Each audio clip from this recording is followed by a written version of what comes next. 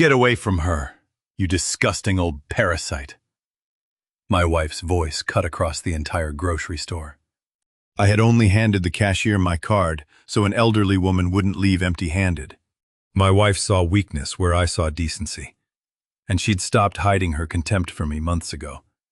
The old woman caught my sleeve on the way out and murmured a warning about my own garage, a place I hadn't set foot in for weeks. I laughed it off in front of my wife. I wasn't laughing 3 hours later. But let me start from the beginning. This is a story that starts with trust and ends with something completely different. Before we dive in, drop a comment below and tell me what's the weather like where you are right now. I genuinely love hearing from you. Just a quick note, some details have been adjusted for storytelling purposes, but the heart of this story, the message is what I hope stays with you. The young cashier at Publix, name tag reading Maria, sighed with the kind of impatience that comes from saying the same thing 3 times. "Ma'am, your card's been declined again. Do you have another form of payment?" I stood in line behind an elderly woman whose hands trembled as she pulled a second card from her wallet. The afternoon heat outside had driven half of Kendall into this grocery store, and the checkout lines stretched back past the produce section. Saturday shopping in Miami. I'd done this routine for 40 years. "Try this one," the woman said, her voice quiet, apologetic. "I'm Chester Farrell, 70 years old, and I've spent 40 years turning raw wood into homes people trusted. I know what it looks like when something's about to collapse." The woman's shoulders had that same quality bearing weight that shouldn't be there. The card reader beeped. "Declined." "I don't understand," she whispered. "I just checked my balance yesterday." My wife, Sadie, 65 and still beautiful in that way that photographs well, stood beside me at the register with a look that could freeze Miami Bay. She shifted her weight, impatient, already annoyed at the delay. The line behind us had grown. "Ma'am, I'm going to have to ask you to step aside," Maria said, reaching for the intercom to call a manager. "Put it on my card," I said, stepping forward. "I've got it." The elderly woman turned, and I saw her face clearly for the first time. Sharp eyes despite the age lines, silver hair pulled back, dressed simply but with care. Later I'd learn her name was Estelle Mercer, 72, a retired attorney. But in that moment she was just a stranger whose groceries totaled $47 and change.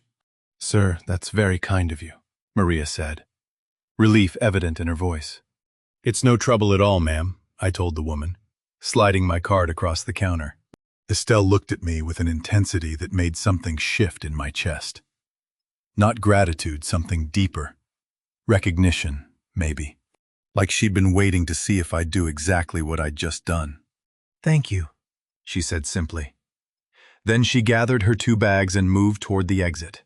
I expected Sadie to smile, to squeeze my arm the way she used to when I'd do something kind.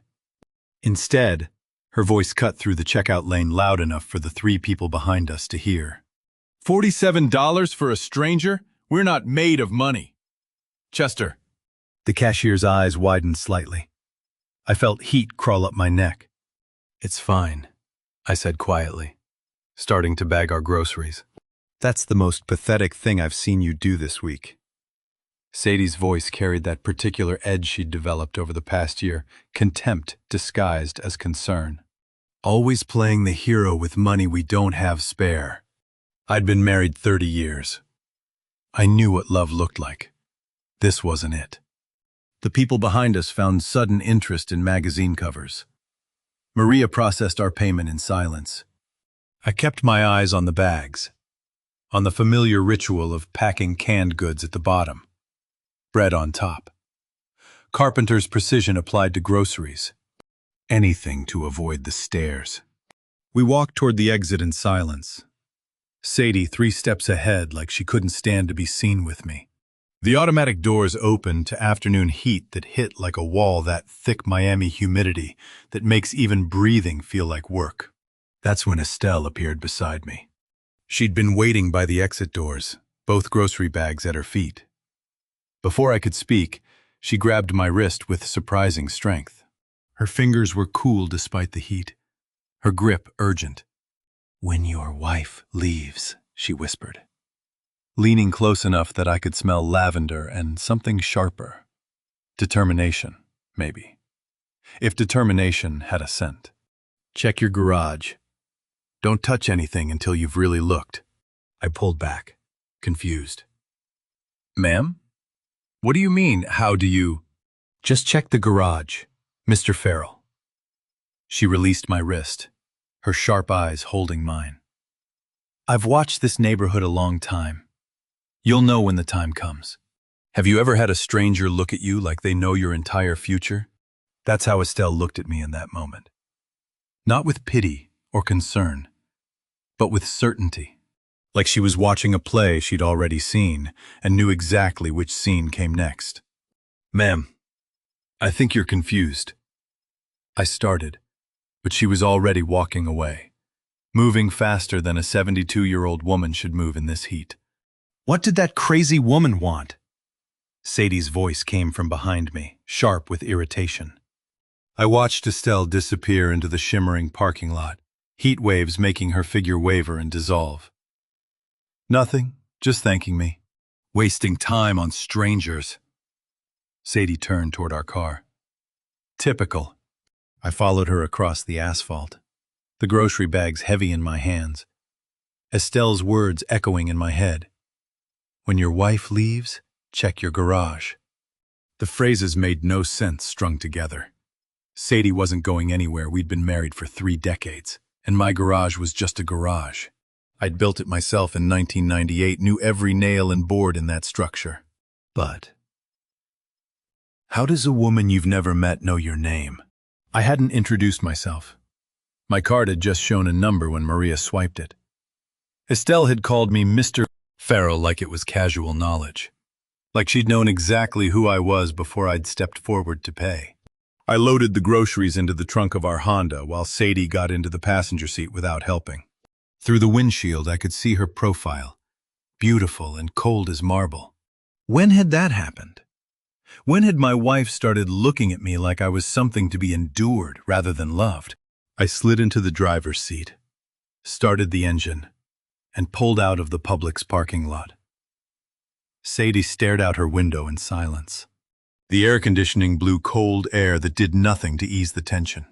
The warning made no sense. Why would I need to check my garage? What could possibly be hidden in a space I'd built with my own hands, where I stored tools I'd used for 40 years? But as I watched Sadie's cold profile in the passenger seat, something in my gut whispered that the stranger wasn't confused at all. By morning, that whisper would become a scream. The silence in the car was louder than any argument we'd ever had. Sadie stared out the passenger window as I drove us home through Saturday afternoon traffic. Her profile cold marble. "I tried once." "Sadie, about what happened at the store. I don't want to talk about it." Her voice cut like a blade. "Or anything else." I drove the rest of the way in silence, Estelle's warning playing on repeat in my head. "When your wife leaves, check your garage."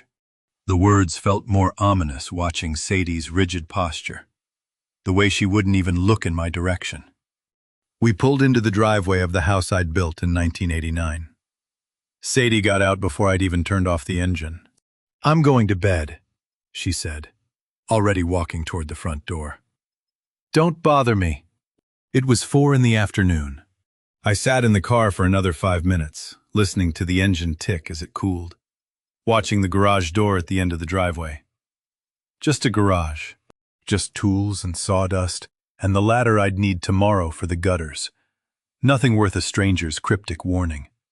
But when I finally got out of the car, I couldn't make myself walk toward it. Instead, I went inside, unpacked the groceries alone, listened to the bedroom door stay closed upstairs. The house felt bigger than it should, emptier. Evening came. I stood at the kitchen window, looking out at the garage. Sun painted everything orange and gold. But all I could see was that door, closed and ordinary and somehow threatening. It felt absurd.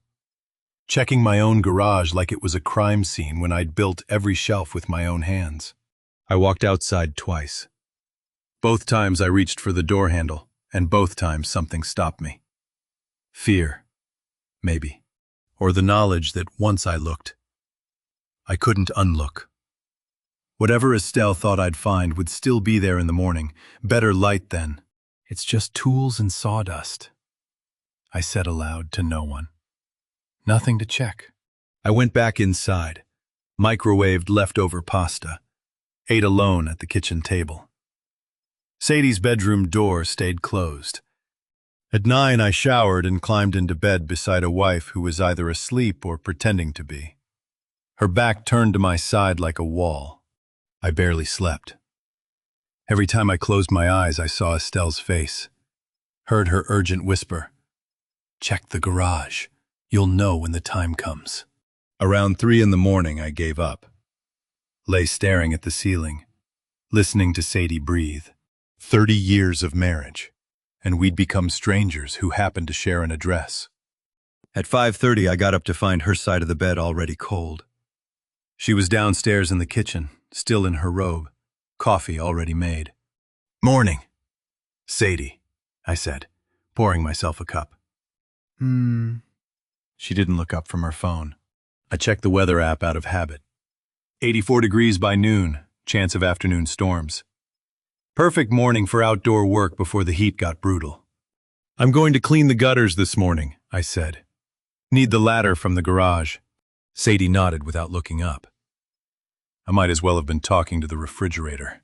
I finished my coffee, changed into work clothes, and walked outside into thick Miami morning air. Birds sang in the neighbor's oak tree. Stinklers hissed 3 houses down. Sunday morning in Kendall, peaceful and ordinary. I unlocked the garage, grabbed the rolling door handle, and pulled it up. Metal runners squealed. Morning light flooded the familiar space, my workshop. My tools organized on pegboard I'd installed in 2003. My table saw in the corner. Sawdust still on the concrete floor from last week's project. And hanging on the wall hook where I usually kept my canvas work jacket was a men's coat I'd never seen before. Expensive. Charcoal gray. Wool blend. Maybe cashmere. Not mine. "What the hell is that doing here?" I whispered. My heart started doing something irregular in my chest. I stepped closer, looking around the garage like the coat might have friends hiding behind the lawnmower. Everything else looked normal. Just the coat, hanging there like it belonged. I reached out, touched the fabric. Quality. The kind of thing that cost more than I'd spend on a jacket. The kind of thing that spoke of money and taste. I lifted the collar to check for a label. The scent hit me like a fist. Cologne. Woody. Expensive. With notes of cedar and something darker. Achingly, devastatingly familiar. A scent I'd been smelling for 40 years at barbecues and football games and building sites. A scent as recognizable to me as my own face in the mirror. Vernon Caldwell. The name arrived in my brain before I could stop it. Vernon Caldwell. My best friend since we were 28 years old, who'd been best man at my wedding, whose son I'd taught to use a table saw, who'd helped me frame this very garage in 1998. You know that moment when your brain offers you a truth you'd rather die than accept? I dropped the collar like it had burned me, stepped back so fast I hit the workbench. "No," I said aloud. "No. That's impossible." Vernon wouldn't. We'd been friends for 4 decades. We'd built houses together, raised kids in parallel, spent countless Saturdays exactly like this one working on projects and drinking beer. It's just, someone else wears the same cologne, that's all. But I was lying to myself, and I knew it. That cologne was Vernon's signature. Had been since the 80s. He special ordered it from some boutique in Coral Gables. I stood there in my own garage, holding a coat that smelled like my best friend, trying to invent any explanation that didn't end with betrayal. But Estelle's words wouldn't stop echoing when your wife leaves. Check the garage. Not if. When. The coat wouldn't be the only thing I'd find that didn't belong. I turned the coat inside out, searching for a label, a name, any evidence that would prove it wasn't Vernon's. The designer tag confirmed what I already knew from the fabric quality: Italian. Expensive. The kind of brand Vernon had worn since he started making real money in the 90s. My hands felt clumsy manipulating the wool blend, like they belonged to someone else. The cologne smell intensified as I handled it. Woody cedar and leather notes filling the garage air. Italian label, I muttered. Vernon always bought Italian. I caught myself. Shook my head hard. No. Lots of men buy expensive coats. I checked the pockets. Left side, empty. Right side, nothing but lint and my fingers touched paper. I pulled out a crumpled receipt fragment. Faded thermal print barely legible. Date stamp in the corner. May 22, 2025. 2 weeks ago. My stomach dropped. I'd been hoping this coat had been here for months. Some forgotten loan from a project I'd overlooked. But 2 weeks ago was recent. 2 weeks ago was when Sadie started getting phone calls she took in the other room. 2 weeks ago was when she'd started sleeping with her back to me every night. This proves nothing, I said aloud, but my voice sounded hollow in the garage. Nothing. I set the coat on my workbench, stepped back, tried to look at it objectively. Just fabric and thread. Just cologne molecules dissipating in air. But every time I breathed, I smelled Vernon. 40 years of friendship doesn't vanish because of cologne and coincidence. Except it wasn't just coincidence. That scent was specific as a fingerprint. I'd been smelling it since 1985 when Vernon discovered Armani Code at some department store in Aventura. He'd worn it ever since to every barbecue, every poker night, every Saturday we'd spent building decks and installing drywall. I'd teased him about it once, called him a creature of habit. He'd laughed and said, "When you find something that works, you don't mess with it." I'd bought him a bottle for his 50th birthday. Wrapped it myself. Made some joke about keeping tradition alive. The memory made my hands shake. "He's worn Armani Code since we were in our 40s, I whispered. The garage seemed too quiet, my voice too loud. I bought him a bottle for his 50th birthday. I picked up the coat again. Brought it close to my face, despite every instinct screaming not to. Cedar. Leather. Something darker underneath. Vernon's scent. Undeniable. Unmistakable. But that doesn't mean... This could be anyone's coat. Even as I said it, I knew I was lying to myself. I forced my brain through innocent explanations, trying each one like keys in a lock. Maybe Vernon had visited months ago to help with some repair I'd forgotten. Maybe he'd left the coat and I'd hung it up automatically. Muscle memory. Not really seeing it. But Vernon hasn't been to this garage since March. We'd moved some lumber together, and he'd worn a t-shirt because it was already hot. No coat. No reason for a coat. "Vernon helped me move lumber in March," I said, testing the story aloud. "Could have left it then." My own voice answered back. 3 months ago in Florida heat, and I'm just noticing now I was investigating my own life like it was a crime scene, and I hated how natural it felt. I laid the coat flat on the workbench, examined it like a blueprint. Size large, Vernon's size. Expensive Italian wool, Vernon's taste. Armani Code cologne, Vernon's signature for 4 decades. Receipt dated 2 weeks ago, recent activity, not old mistake. Estelle's face floated in my memory. "When your wife leaves, check the garage." She'd known. Somehow that elderly stranger had known exactly what I'd find and when I'd find it. I could confront Sadie right now. Walk into the house, hold up the coat, demand an explanation. She'd have one, probably. Some story about Vernon stopping by to drop something off, taking off his coat because of the heat, forgetting it. Simple, innocent. The kind of explanation I'd want desperately to believe. And I would believe it. Because the alternative was too devastating to accept. There has to be a reasonable explanation, I said. But if there was a reasonable explanation, why had Estelle warned me? Why had she looked at me with such certainty, such sadness? Why had Sadie been so cold, so distant, so different? I stood there in the garage I'd built with my own hands, surrounded by tools I'd used for 40 years, holding a coat that smelled like my best friend, and felt the foundation of my life crack. No, not yet. I couldn't let it crack yet. I needed more than cologne and coincidence before I blew up a 30-year marriage and a 40-year friendship. I needed proof. Real proof. The kind that couldn't be explained away with a smile and a reasonable story. I folded the coat carefully, the way you'd fold evidence. Then I carried it to the far corner of the garage, climbed the stepladder to the high shelf where I kept old paint cans and cleaning supplies nobody touched.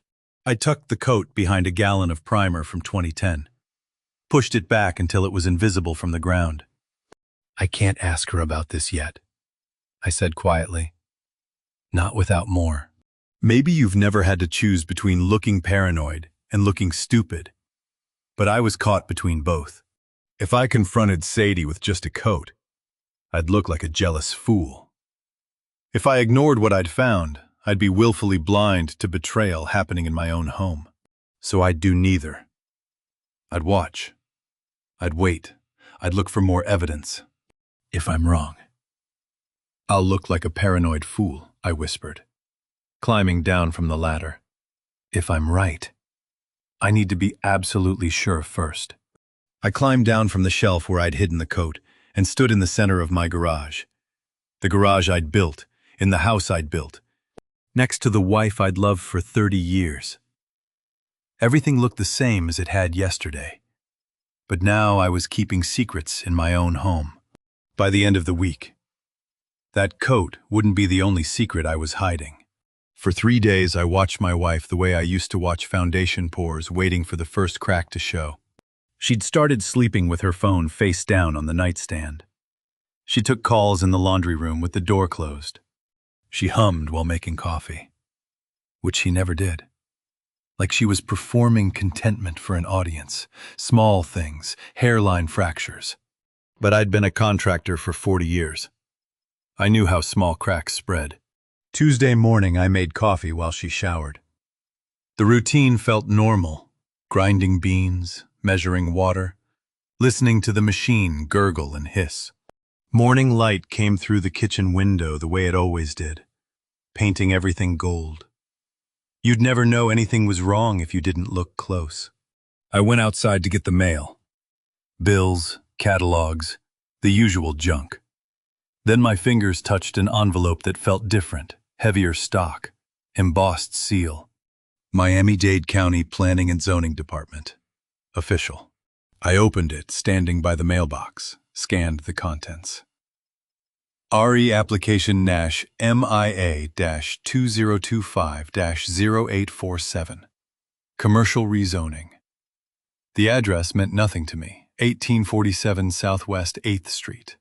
Some bureaucratic error, probably. Maybe a scam using official-looking letterhead. I almost threw it away.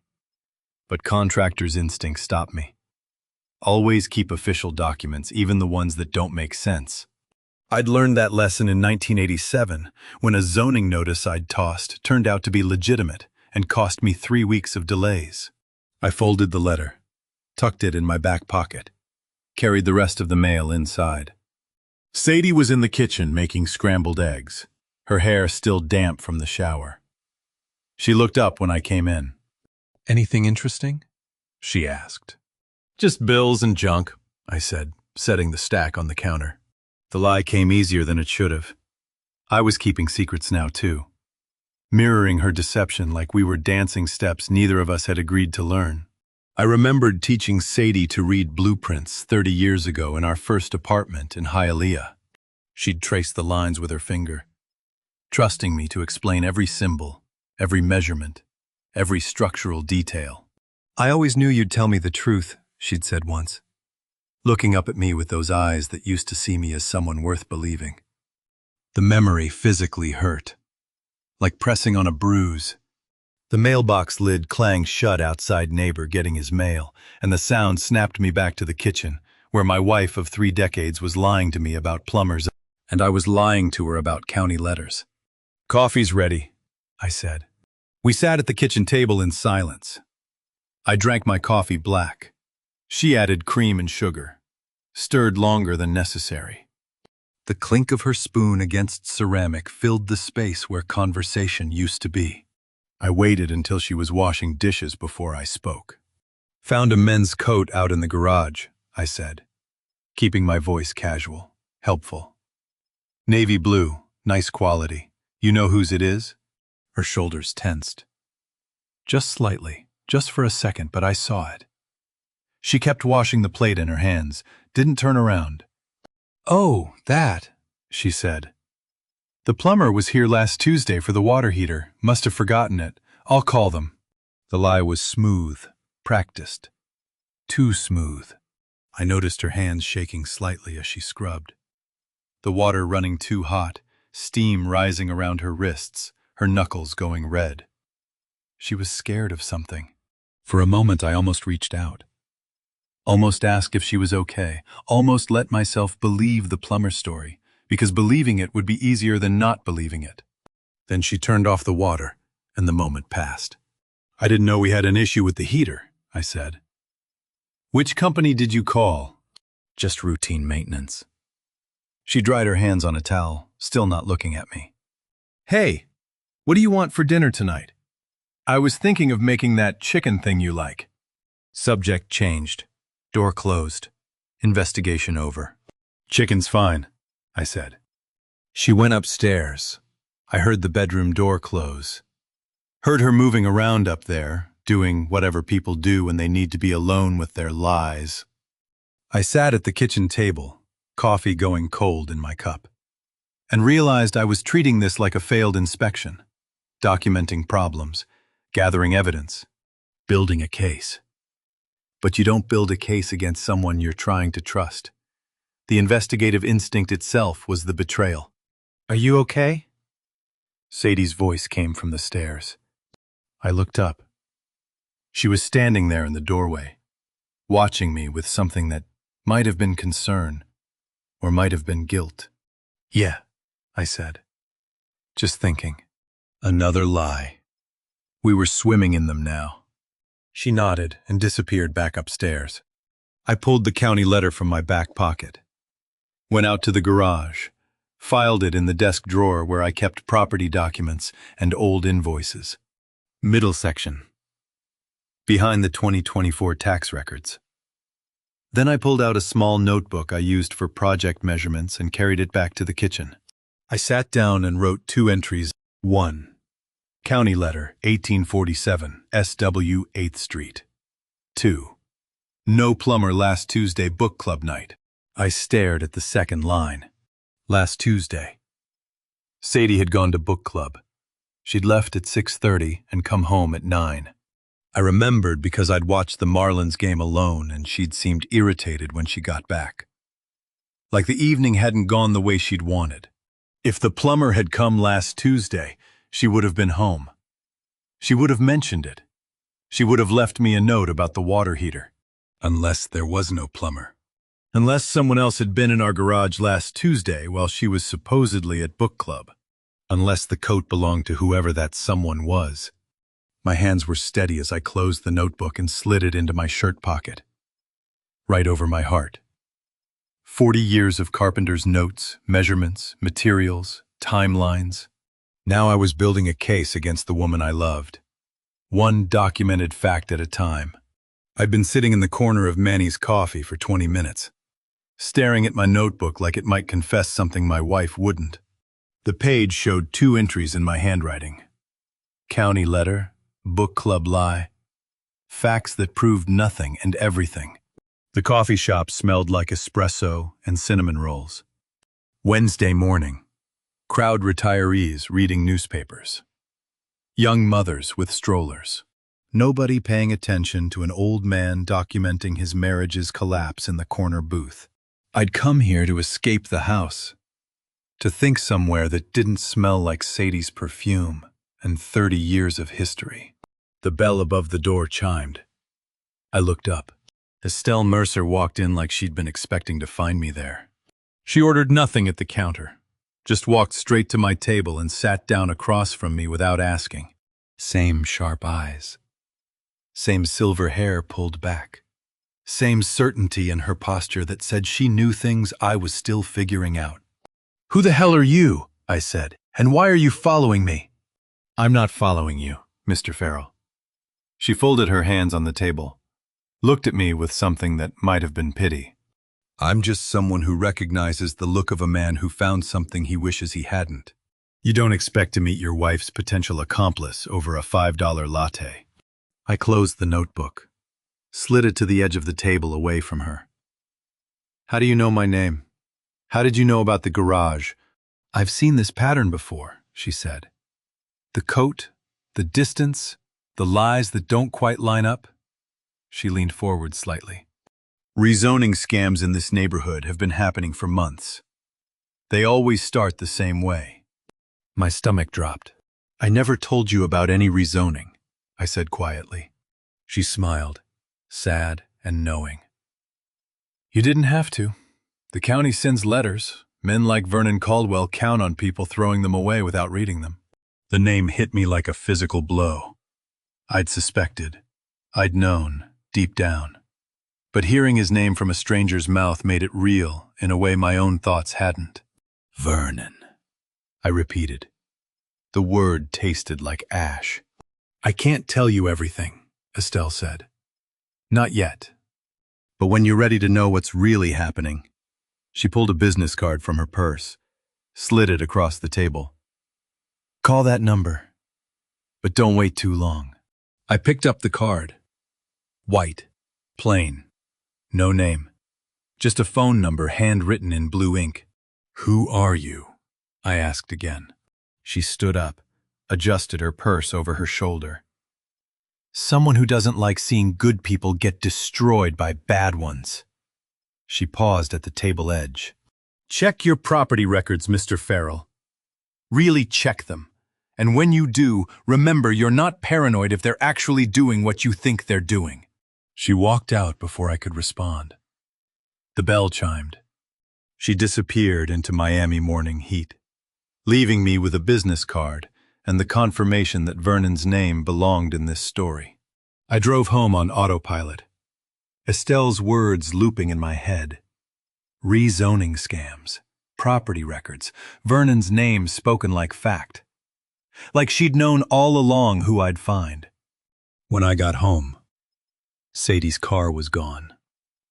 Note on the kitchen counter, book club planning meeting, back by dinner. Book club. Another lie.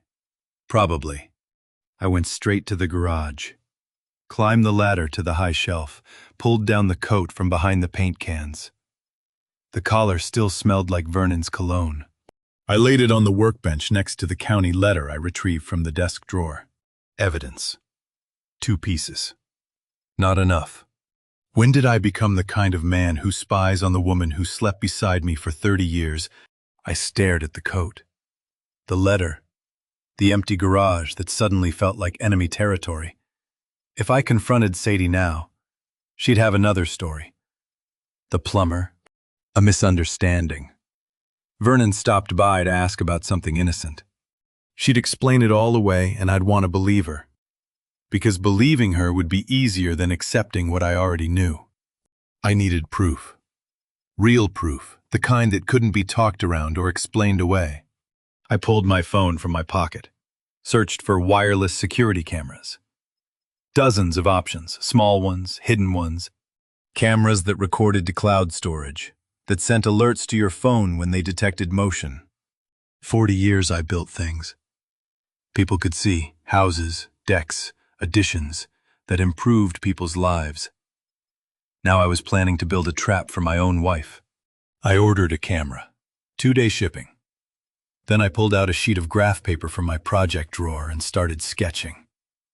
The garage layout, power outlets, night lines, where to mount it for best coverage, how to conceal wiring. I'd taught apprentices these same skills over the years. How to plan a project, how to measure twice and cut once, how to build something that would last. My hands didn't shake as I sketched the camera mount, steady as they'd been on every blueprint I'd ever drawn. If I'm wrong, I thought, I'm paranoid. If I'm right, my marriage is over. Either way, I half know. I know how to hide wiring. I know how to mount equipment so it looks like part of the structure. I know how to angle a lens for maximum coverage. I built this garage in 1998. Every stud, every outlet, every inch of this space came from my hands. I can bug it. The sketch took 15 minutes. Camera mounted in the northwest corner, disguised behind the old toolbox on the upper shelf. Power run through existing conduit. Angle calculated to capture the entire floor space and both doors. Anyone coming in would be on camera. Anyone leaving would be documented. I stood there in the garage, holding the sketch in one hand, Estelle's business card in the other. 2 paths forward. Trust the stranger who seemed to know everything, or trust myself to find the truth. I pocketed the card and picked up my drill.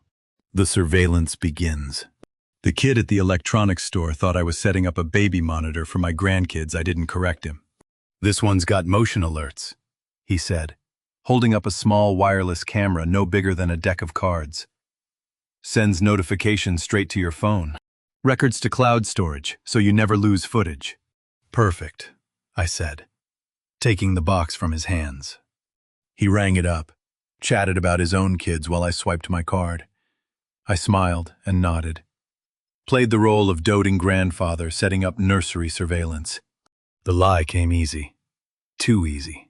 40 years building honest things houses. Decks. Additions that improved people's lives.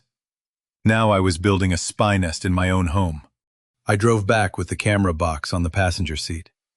Sadie's text message glowing on my phone. Grocery shopping. Be back in 2 hours. 2 hours. 90 minutes if she rushed, which she never did. Enough time if I didn't think too hard about what I was doing. The garage smelled like sawdust and motor oil when I rolled up the door. My workspace. My domain. Every tool on the pegboard positioned exactly where I'd hung it years ago. Every shelf built level. Every corner square. I'd taught apprentices carpentry in this space. Showed them how precision mattered, how good work spoke for itself. Once you start lying, even small lies to strangers, you can't rebuild the same way. I unpacked the camera, read the instructions twice. Simple enough. Connect to Wi-Fi, download the app, position for optimal coverage. The camera needed power, and invisibility same as any construction project, just different stakes. I pulled out my old tablet, the one I used for looking at building plans, and downloaded the app. The camera synced in seconds. I held it up, pointed it at the workbench, watched the live feed appear on screen. Crystal clear, color, wide angle, even in the garage's fluorescent light. I could see every detail. I was better at this than I'd expected.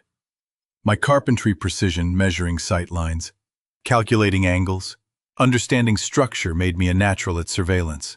The realization disturbed me more than the surveillance itself. I climbed the ladder to the upper shelf where I kept old equipment. Found the vintage metal toolbox I'd inherited from my father in 1991. Heavy steel. Ventilation slots along the side, just big enough to house the camera. I carried it down, set it on the workbench, pulled out my tools. 20 minutes later, I'd hollowed out enough interior space. Mounted the camera inside, facing the ventilation slot. Tested the angle. Perfect view of the entire garage floor. Both doors, the workbench where I'd found Vernon's coat. Anyone walking in would be on camera. Anyone doing anything would be documented. I carried the toolbox back up the ladder. positioned it on the shelf next to the old paint cans and cleaning supplies. From the ground, it looked like storage. Just another box gathering dust in a contractor's garage. Nobody would look twice. How many times had I told my apprentices that good work was about doing things right, even when no one was watching? I ran the power cable through the existing conduit I'd installed when I built this garage in 1998. The wiring disappeared into the walls, invisible. Every joint flush, every connection solid. Best work I'd done in years. And worst. I climbed down, pulled out the tablet, activated the camera. The garage appeared on screen in perfect high-definition clarity. I could see the workbench, the pegboard tools, the door to the house, the rolling door to the driveway. The lens showed everything, including the exact spot on the shelf where I'd hidden Vernon's coat. I built this garage to protect what I loved. Now I was using it to catch what I feared. I tested the motion alerts, walked through the camera's field of view, felt my phone buzz in my pocket. Notification, motion detected in garage. I checked the app. There I was on screen. Grainy thumbnail of myself walking past my own surveillance. My hands were steady on the drill, but my chest ached with something heavy and cold. I was putting tools away when I heard Sadie's car in the driveway. Earlier than expected. I glanced at the tablet screen, still active, still recording. I shoved it in my workbench drawer, tried to look casual. The door from the house to the garage opened. Sadie walked in wearing her grocery shopping clothes, her purse over her shoulder. Not looking at me. Not suspicious. She grabbed the laundry detergent, turned to leave, then stopped at the workbench. Her hand reached out, fingers touching the wood surface, tracing a pattern I couldn't see. The exact spot where the coat had been before I'd hidden it. Her face did something complicated, sadness. Maybe. Or fear. Or guilt. I couldn't tell. After 30 years of marriage, I couldn't read my own wife's expression. Then she turned and walked back into the house without saying another word. I pulled the tablet from the drawer, rewound the footage. There she was in high definition, touching the exact spot. Her face showing something I couldn't name. She'd known something was supposed to be there. What is she thinking of? The notification hit my phone at 2:17 p.m. while I was standing in the lumber aisle at Home Depot. Motion detected. Garage. My heart stopped. I'd been monitoring the camera obsessively for 2 days, jumping every time my phone buzzed. Sadie had been at the house all morning. She'd told me to go get wood screws and sandpaper for a project I didn't actually need finish. I walked fast to the parking lot, hands already pulling up the app. The feed loaded. Live video from my garage. And there was Sadie, standing by the workbench, talking to a man I couldn't quite see. The screen was small, but I could see enough. Her posture, the way she was standing too close, the way he was leaning in. Her hand reached out, touched his arm, stayed there. I dropped my phone. Right there in the Home Depot parking lot, it hit the asphalt and the screen cracked a spiderweb fracture across my wife's face. I picked it up with shaking hands, thumbprints smearing across the damaged glass. The video was still playing, still recording. I watched Sadie laugh at something the man said. Watched her tilt her head the way she used to tilt it at me. Then I realized. I'd asked her this morning if she needed anything from the store. She'd said no. She'd sent me away an hour later for supplies that could have waited weeks. She needed me gone. I got in my truck, started the engine, pulled onto the road. The phone sat in the cup holder, screen still showing live feed. I couldn't stop glancing at it. Sadie's hand on his arm. Him stepping closer. The intimacy of it. The ease, like they'd done this 100 times before. 23 minutes. That's how long I watched them through a camera in my own garage before my hands started shaking too hard to hold the phone safely while driving. I had to pull over twice just to breathe. By the time I got home, the man was gone. Sadie's car sat in the driveway, innocent as Sunday. I parked, went inside. She was in the kitchen making dinner like nothing had happened. "How was the store?" she asked. "Fine," I said. "Got what I needed." "Good." She smiled. That same smile I'd loved for 30 years. "Dinner in 20 minutes. I went upstairs, locked the bathroom door, and threw up. Then I waited until after dinner. After Sadie went to bed, after the house went quiet, I grabbed my tablet and went to the garage, locked the door behind me, sat at my workbench with the evidence. The footage was saved to cloud storage. I pulled it up, rewound to 2:17 p.m., pressed play. There. The garage door opening. Sadie walking in. Looking over her shoulder like she was checking for something, waiting. Then the side door opened and a man entered. I paused it, zoomed in. The angle was wrong. I could see his body, his shoulders, but his face stayed turned away from the camera. Navy coat, the same coat I'd hidden on the shelf. He was wearing it. I let it play. Frame by frame. Frame 847, his hand touches her waist. Frame 848, she doesn't pull away. Frame 849, she leans closer. They talk, heads bent together. Too quiet for the camera microphone to pick up words. Intimate, familiar. The body language of people who knew each other well. How many times can you watch 30 years die in 60 seconds before you break something besides a phone screen? I rewound, watched again, paused on every frame where his face might be visible. The camera angle I'd been so proud of, perfect coverage of the garage floor. Both doors, the workbench, it had a blind spot, right where someone standing close to Sadie would naturally position himself. The coat was unmistakable. Navy blue, same cut, same collar, same expensive Italian fabric. The man who forgot it was the man who came back. But I still couldn't see his face. I watched the footage 14 times, memorized every gesture, the way he touched her, the way she responded, the casual intimacy that spoke of practice, of repetition, of an affair that had been going on long enough to develop its own rituals. The worst part wasn't seeing them together. It was seeing how comfortable they looked, like they'd done this before, like my garage was their place, their space. While I was sent away for wood screws we didn't need, I zoomed in on frame 892, the clearest shot of his profile. Shoulder visible, part of his jaw, the edge of his collar, but his face stayed angled away. Just enough. Could be Vernon. Height was right, build was right, the coat was right, but I couldn't prove it. Not definitively, not in a way that would stand up to confrontation. My perfect installation had a fatal flaw. I'd positioned the camera to catch actions, not faces. I'd assumed knowing what happened would be enough. I'd been wrong. I sat there in the garage until 3 a.m., watching the same 60-second clip over and over, trying to find one frame. One single frame, where the man turned his head just right, where the camera caught enough detail to make identification certain. It never came. Frame 903, they separate. He touches her cheek. She closes her eyes. He turns to leave. And for half a second his profile fills the frame. I paused it. Zoomed until the pixels blurred into abstract patterns of light and shadow. Could be Vernon from the lawn.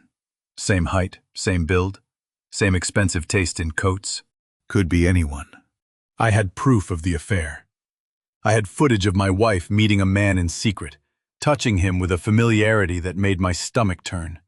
I had confirmation that Estelle's warning had been right, that my suspicions were justified, that my marriage was a lie. But I couldn't see his face.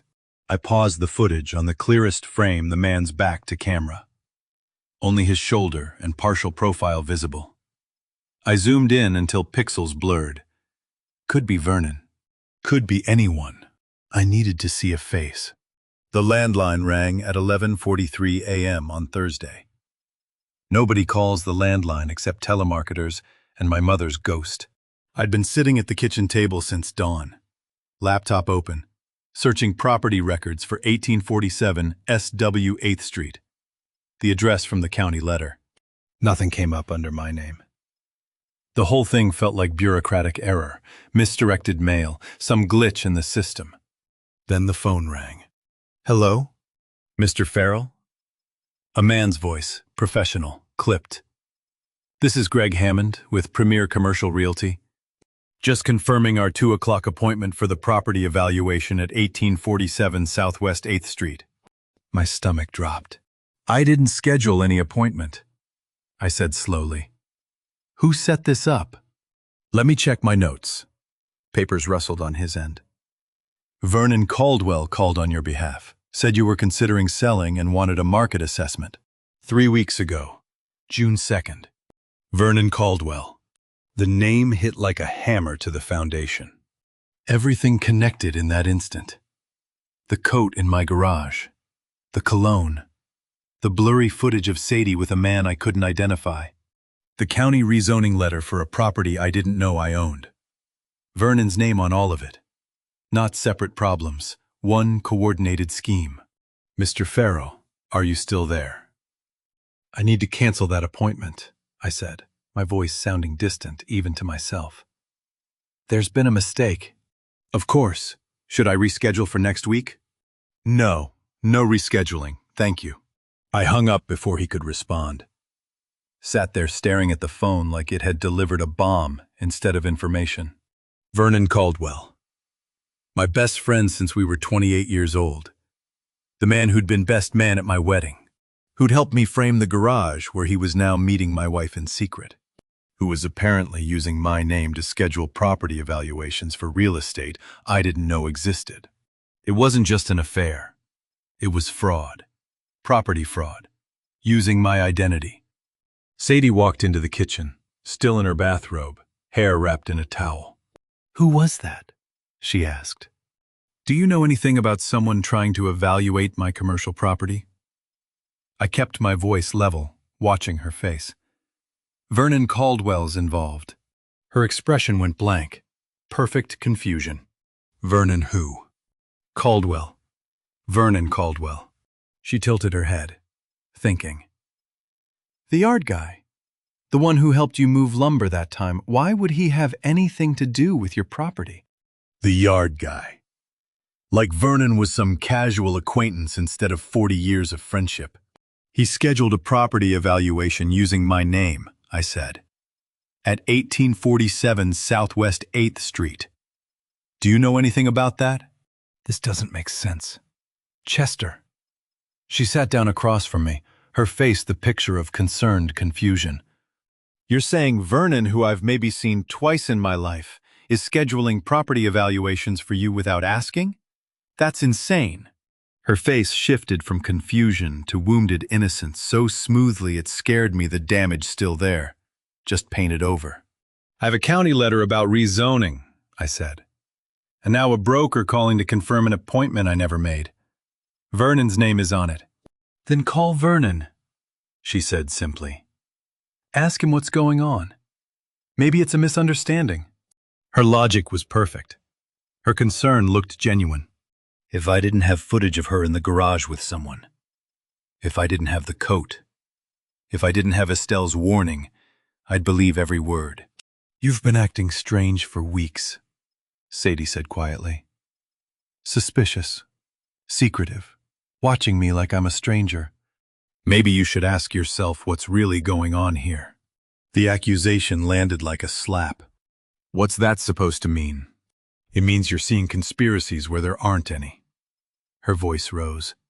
Vernon scheduling property evaluations, me knowing about it. Do you hear yourself? You sound paranoid, Chester. She stood up. Hands shaking from anger or fear, I couldn't tell. I don't know what's happening to you, but I'm not going to sit here and be interrogated like a criminal in my own kitchen. She walked out. I heard her footsteps on the stairs, the bedroom door closing hard enough to rattle the frame. I sat alone at the kitchen table, the silence pressing down like weight.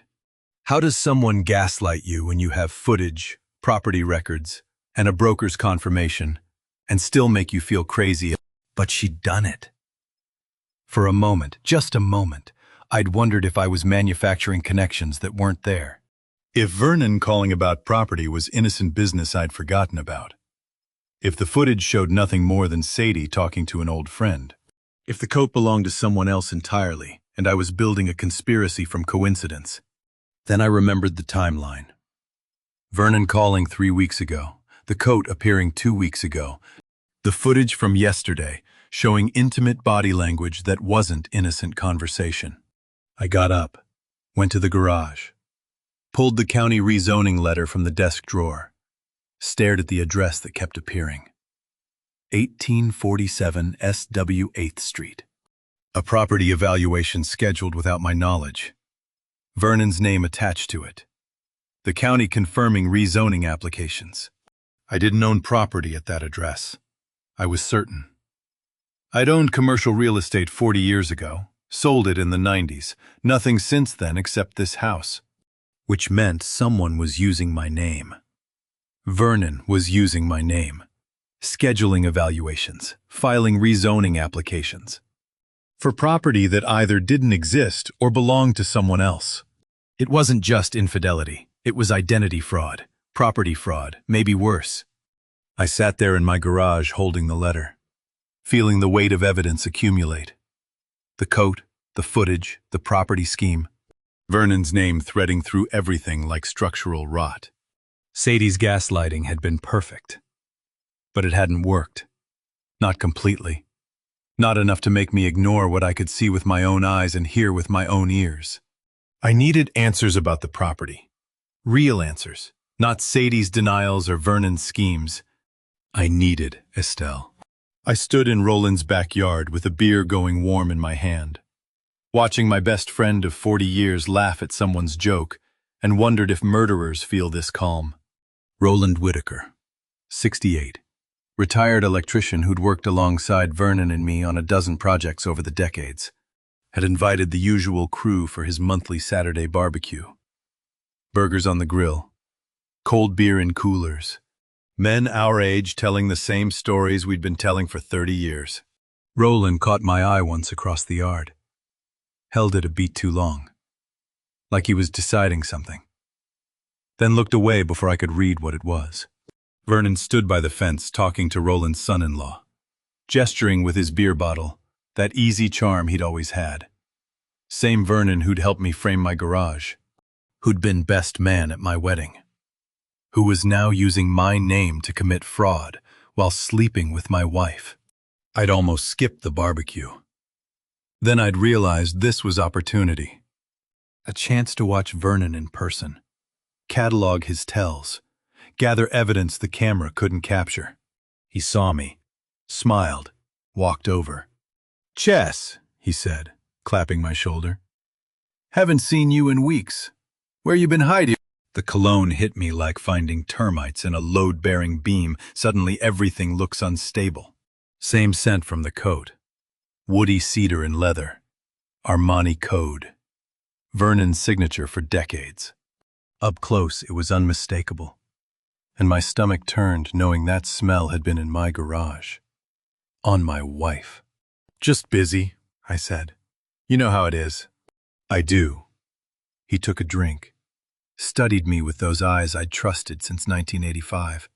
"You ever think about selling that commercial property? Chess market's hot right now, especially on Southwest 8th. Southwest 8th. The address from the county letter. From the broker's call. He was tracking my assets, specifically. "Didn't know you were tracking commercial real estate." "Vern." He shrugged, casual as Sunday. "Just keeping ears open. You know how it is. Opportunities everywhere if you pension. I heard some developers are interested in that area. Could be a good time to cash out before you retire." "I'll keep that in mind," I said. He nodded, satisfied. Moved on to talk to someone else. Left me standing there holding a beer I couldn't drink. Rage burning so hot and cold at the same time I felt numb. The scam and affair weren't separate. They were coordinated. Vernon tracking my property, sleeping with my wife, using my name to schedule evaluations. All of it planned. All of it deliberate. I stayed another hour. Watched Vernon work the crowd, all charm and easy laughter. Watched him check his phone twice, smile at whatever message he received. Probably Sadie. Probably coordinating. I drove home and didn't sleep. Lay in bed next to my wife, listening to her breathe, knowing she'd been with Vernon hours ago, while I ate burgers with men who thought we were all still friends. Monday morning, I went to the garage at 6 a.m. before Sadie woke up. Pulled out the tablet, opened the camera app, checked the recorded footage from the weekend. Saturday, 4:47 p.m. Motion detected. I pressed play. The garage door opened. Vernon walked in wearing the navy coat. Then Sadie entered from the house door. They met in the middle of the frame. Perfect lighting from the afternoon sun through the window. This time the angle was perfect. This time his face was crystal clear. Vernon James Caldwell. The man who was best man at my wedding. Who I'd known for 40 years. Who'd helped me build the deck on his first house. Whose son I'd taught to use a table saw. Who'd held me when my father died. I had to grip the tablet so hard my knuckles went white to keep from throwing it through the garage wall. He reached for Sadie. She stepped into his arms. They kissed. Not tentative. Not new. The kiss of people who'd done this before, who were comfortable with each other, who had practice. I watched the whole clip. 90 seconds of my wife and my best friend in my garage. Talking quietly. Touching. Kissing again before Vernon left through the side door and Sadie went back into the house. The timestamp read 4:47 p.m. Saturday. I'd been at Roland's barbecue at 4:47 p.m. Saturday. Standing in the backyard with Vernon at 4:30. He'd left early, said he had to check on something at home. 15 minutes later, he was in my garage kissing my wife. They'd scheduled it, coordinated it. He was in my garage kissing my wife. They'd scheduled it, coordinated it. Met while I was at an event they knew I'd attend. Surrounded by witnesses who could confirm I was nowhere near home. I was grieving a friendship that was still alive but already dead. I watched the footage 3 more times. Memorized Vernon's face in high definition. The way he touched Sadie's waist, the way she leaned into him. The casualness of their betrayal. We'd built houses together, raised kids in parallel, spent countless Saturdays drinking beer and solving the world's problems. I'd trusted him with everything, my friendship, my business contacts, my family. He'd repaid that trust by destroying it all. I connected the tablet to my computer, copied the footage, saved it to 3 separate drives. Crystal hard drives I'd used for project files, now repurposed for evidence. I labeled each one with date and timestamp, June 29, Vernon Caldwell, garage. I had proof now. Not blurry footage where the face stayed hidden. Not circumstantial evidence like cologne and coat. High-definition video of Vernon and Sadie together. Timestamped to the exact moment they knew I'd be away. This wasn't just evidence anymore. This was ammunition. I sat in the garage as morning light came through the windows. Holding one of the drives, feeling its weight.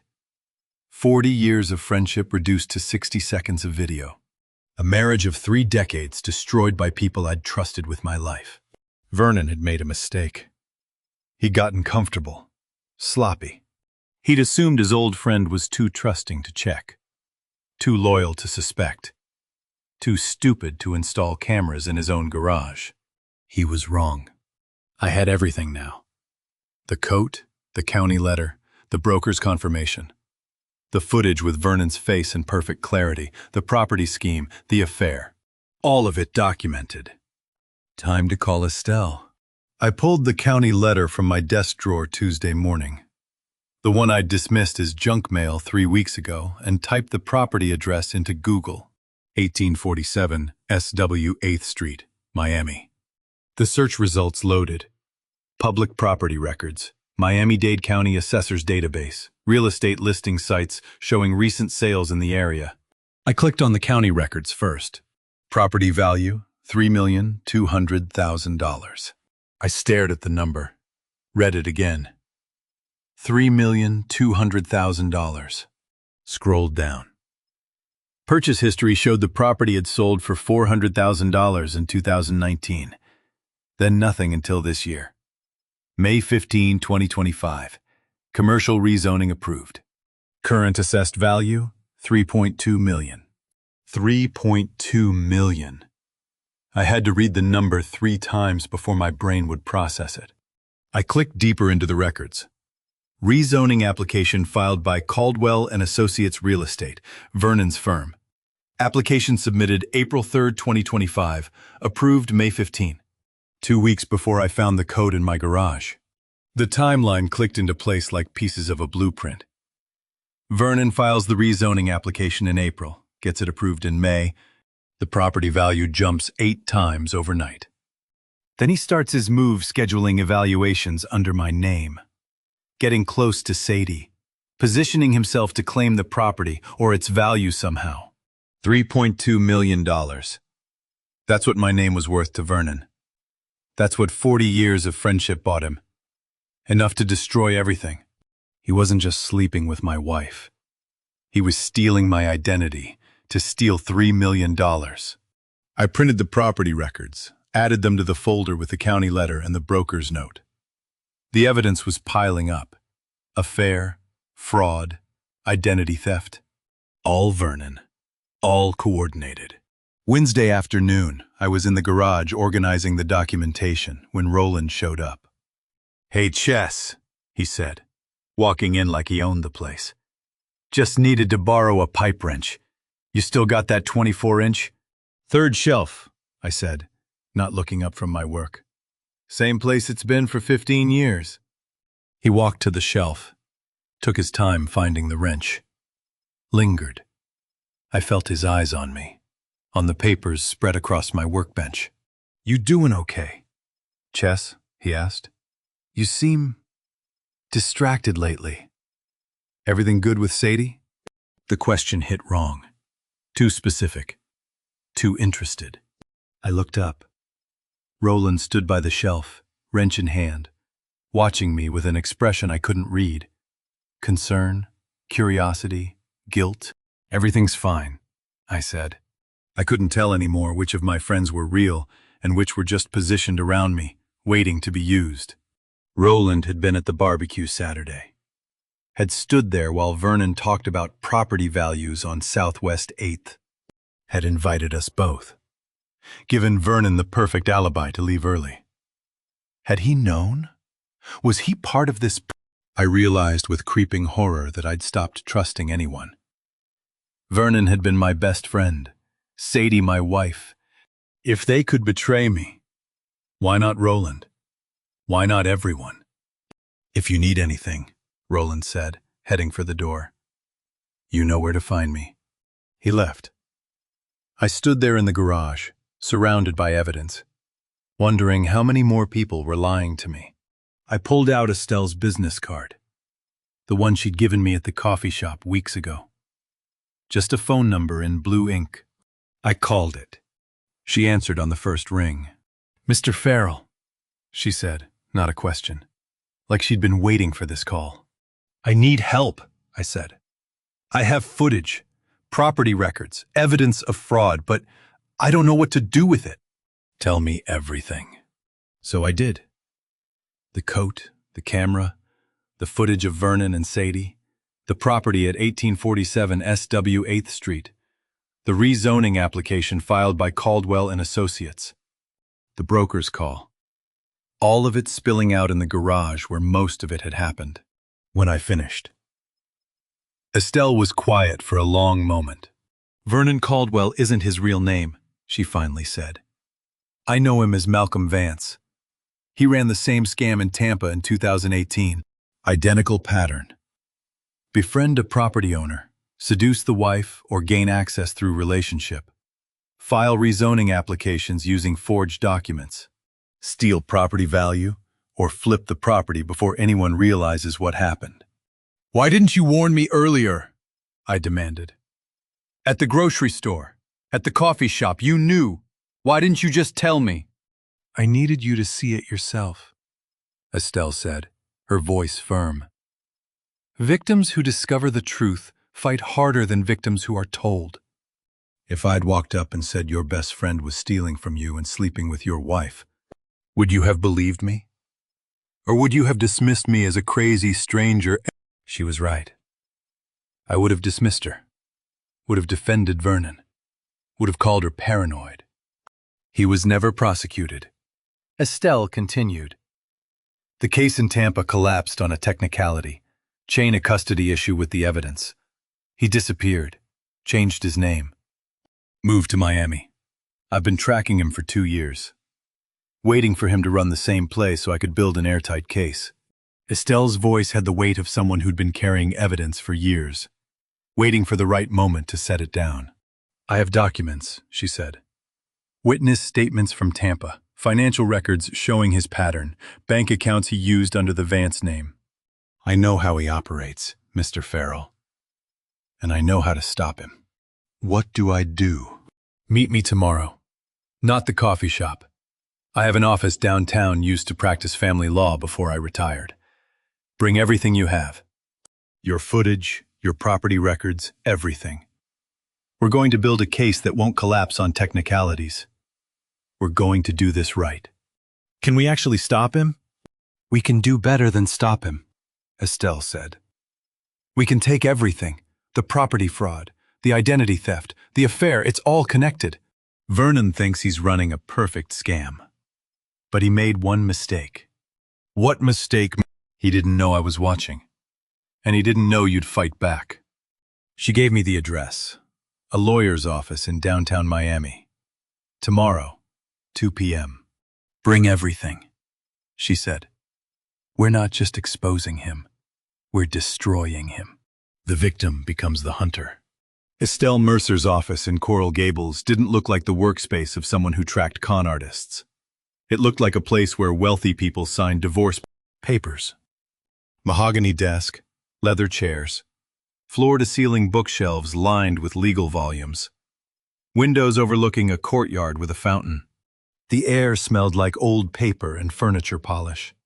Professional, established, the kind of office that charged $500 an hour. Estelle sat behind the desk, reading glasses perched on her nose, a thick manila folder open in front of her. She looked up when I walked in, carrying my own folder, the footage drives, the property records, the county letter. Mr. Farrell, she said, gesturing to the chair across from her. Thank you for coming. I sat down, set my folder on the desk between us. 23 years family law, Estelle said, closing the folder she'd been reading. 12 as an insurance investigator after I retired from practice. I specialized in asset fraud during divorces. Husbands hiding money, wives creating shell companies, that sort of thing. Vernon's pattern hit my radar in 2018. I've been waiting for him to surface again. She opened the thick folder, turned it to face me. Photographs, police reports, financial documents, testimony transcripts, all labeled with a different name, Malcolm Vance. Tampa, Estelle said. 2018. Elderly homeowner, recently widowed, owned commercial property near the airport. Vernon, calling himself Malcolm Vance, then befriended him. Filed rezoning applications using forged documents. Property value jumped from $500,000 to $4 million. Vernon tried to claim joint ownership through a fraudulent partnership agreement. I stared at the photo clipped to the police report. Vernon's face. Younger, different haircut, but unmistakably him. Seeing Vernon's face in a 2018 Tampa police report made my hands shake, not from fear anymore, but from the weight of proof. What happened? I asked. Case dismissed, Estelle said, her voice tight with frustration. Chain of custody issue with the evidence. The detective who processed the forgery documents retired mid-investigation. Some files got mishandled in transition. Vernon's lawyer argued the documentation was compromised. Judge agreed. Vernon disappeared before we could refile. She flipped through more pages.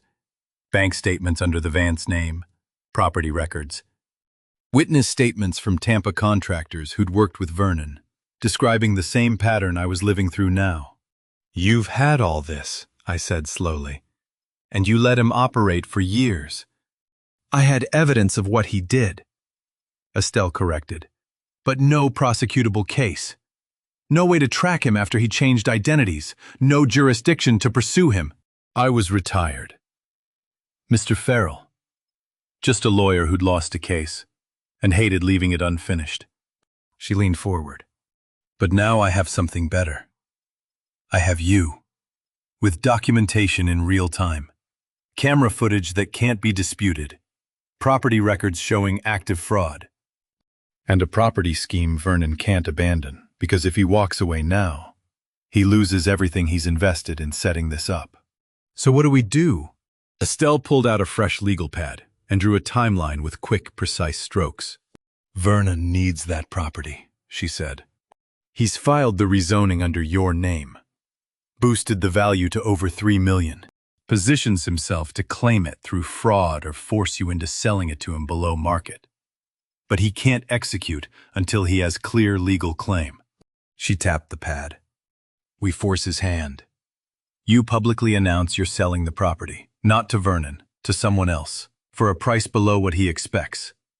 Estelle laid out the strategy like blueprint lines, clean, precise, every angle calculated to bear the weight of justice. "You announce you're selling to Coral Gables Community Church for $2 million, she continued. "Clean transaction. Below the assessed value, but reasonable. 30-day closing. You file the letter of intent with the county clerk, make it public record. And Vernon has to stop you or lose everything. He'll have to come forward, claim he has legal interest in the property, try to block the sale. But to do that, he'll have to prove his claim, which means exposing the forged documents, the fraudulent applications, all of it." I understood then. He has to commit more fraud to protect the existing fraud. "Exactly," Estelle said. "And every move he makes after your announcement is documented attempted fraud. The county clerk will have the filing. Your camera will capture his response. His lawyer, if he's stupid enough to get one, will create a paper trail. We're not just catching him in the act. We're building a federal case that can't be dismissed on technicalities." The plan was elegant, vicious, perfect. "What about Sadie?" I asked. "Your wife will have to choose," Estelle said. "Stay silent and watch Vernon get caught, or warn him and become an accessory. Either way, you'll know exactly where she stands." How long had I been the mark in someone else's plan? And when exactly did I become the one drawing the plans? "This will work?" I asked. "Vernon's operating pattern is predictable because it's worked before," Estelle said. "He's confident, comfortable. He thinks you're too trusting to suspect, too loyal to act, and too old to fight effectively. Those assumptions are now his weakness." She opened a desk drawer, pulled out a document already typed and formatted. "Letter of intent to sell," she said. 1847 SW 8th Street to Coral Gables Community Church. Purchase price $2 million. Closing in 30 days. I've already contacted the church. They're willing to participate as a sting. The county clerk is expecting the filing. All we need is your signature." She slid the letter across the desk. I picked it up, read through it. Professional, legal, binding. The moment I signed this and filed it publicly, Vernon would know, would have to react, would have to expose himself or lose the entire scam. "Once you file this," Estelle said, "there's no going back. Vernon will come at you, legally, probably, maybe personally. You need to be ready for that." "I have footage of him with my wife," I said. "I have property records showing his firm filed the rezoning. I have your file showing his pattern. I'm ready." Estelle handed me a pen. "Then sign it," she said. "And let's watch panic. The countdown begins." I set the table with the same precision I'd once used for dovetail joints. Cloth napkins folded into perfect triangles. Wine glasses positioned exactly 2 inches from the plate's edge. fork times aligned, every detail calculated, every gesture rehearsed. Sadie came downstairs at 7, wearing the dress she'd bought for our anniversary. That 1,000-watt smile she deployed like a weapon. Look at you, playing the romantic. What's the occasion? Wanted to do something nice, I said, pulling out her chair. The lie tasted like copper. She settled at the table with ownership ease, trailing fingers along the wine glass I'd set for her, commenting on the candles. This is sweet, Chester. Feels like when we were first married. The entry twist landed quiet. The same hands that had measured wood grain and joint angles were now measuring her cataloging micro-expressions. Timing conversational beats. Constructing an emotional trap with carpenter precision. I poured wine while she settled in. Kept the small talk light through salad. Work gossip, weather patterns, the careful dance of two people performing normalcy. She asked about my carpentry projects, and I described the porch rebuild in detail. Mitered corners, pressure-treated lumber, the satisfaction of level surfaces. Watched her eyes glaze slightly. Perfect. The roast chicken came out tender, exactly as planned. I served it with roasted vegetables and wild rice, playing the proud host. Sadie praised every bite. Refilled her own wine glass twice. The alcohol would make the next part easier. So I got an interesting call Wednesday, I said, cutting into my chicken with studied casualness. Developer I've never heard of. Said he's been watching the SW 8th Street property. Her fork paused. Just a millisecond. Oh, yeah. Came out of nowhere. Guy named Patterson. Operates out of Tampa. Says he's assembling parcels for a mixed-use complex. I took a sip of wine. Let the silence stretch. Made me offer. That's nice. Chester. She was trying to match my casual tone, almost succeeding. What kind of offer? I watched her carefully, cataloging everything. 2.1 million, cash. Wants to close next Wednesday. The fork in her hand trembled. Just barely. A hairline fracture in her composure. That seems fast, she managed. That's what I thought. But Patterson said he's on a tight timeline. He has financing approved, just needs to lock down this last parcel. I shrugged. The gesture rehearsed in my bathroom mirror. I'm seriously considering it. That's nearly double what we thought the property was worth. Her face had gone pale beneath her makeup. I could see her mind racing, calculations happening behind her eyes. What Sadie didn't know, what I was watching her process in real time, was whether this fictional developer might interfere with whatever scheme she and Vernon had cooking. And in that moment of panic, she was about to show me exactly how deep her betrayal ran. Before I reveal what happened next, I need to know. Have you ever watched someone you love realize they've been caught? Drop a comment below with your thoughts on family betrayal. Just remember, this is a dramatic story, and any real estate decisions should involve actual professionals, not vengeful spouses with carpentry skills. The color drained from Sadie's face like water from a cracked vase. Wednesday, that's very soon. I know, right? But the earnest money is serious. Patterson's sending paperwork Monday.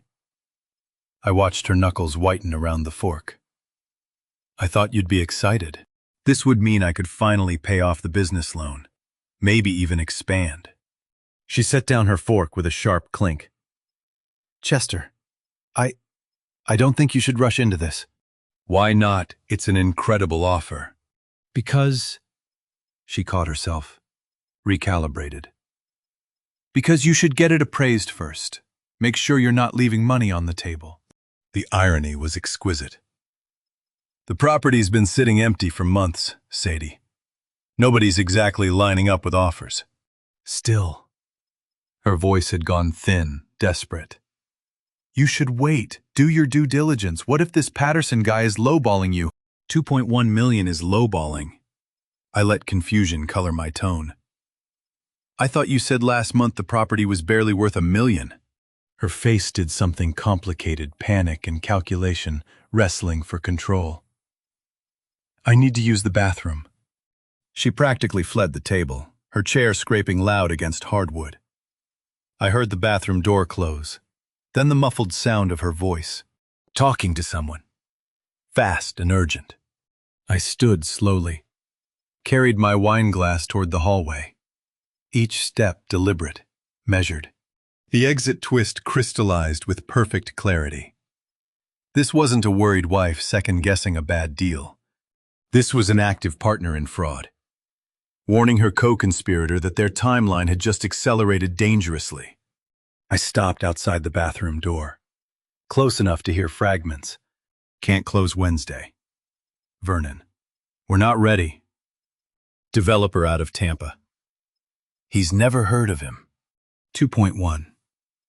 Yes, I know it's more than we. Convince him to wait."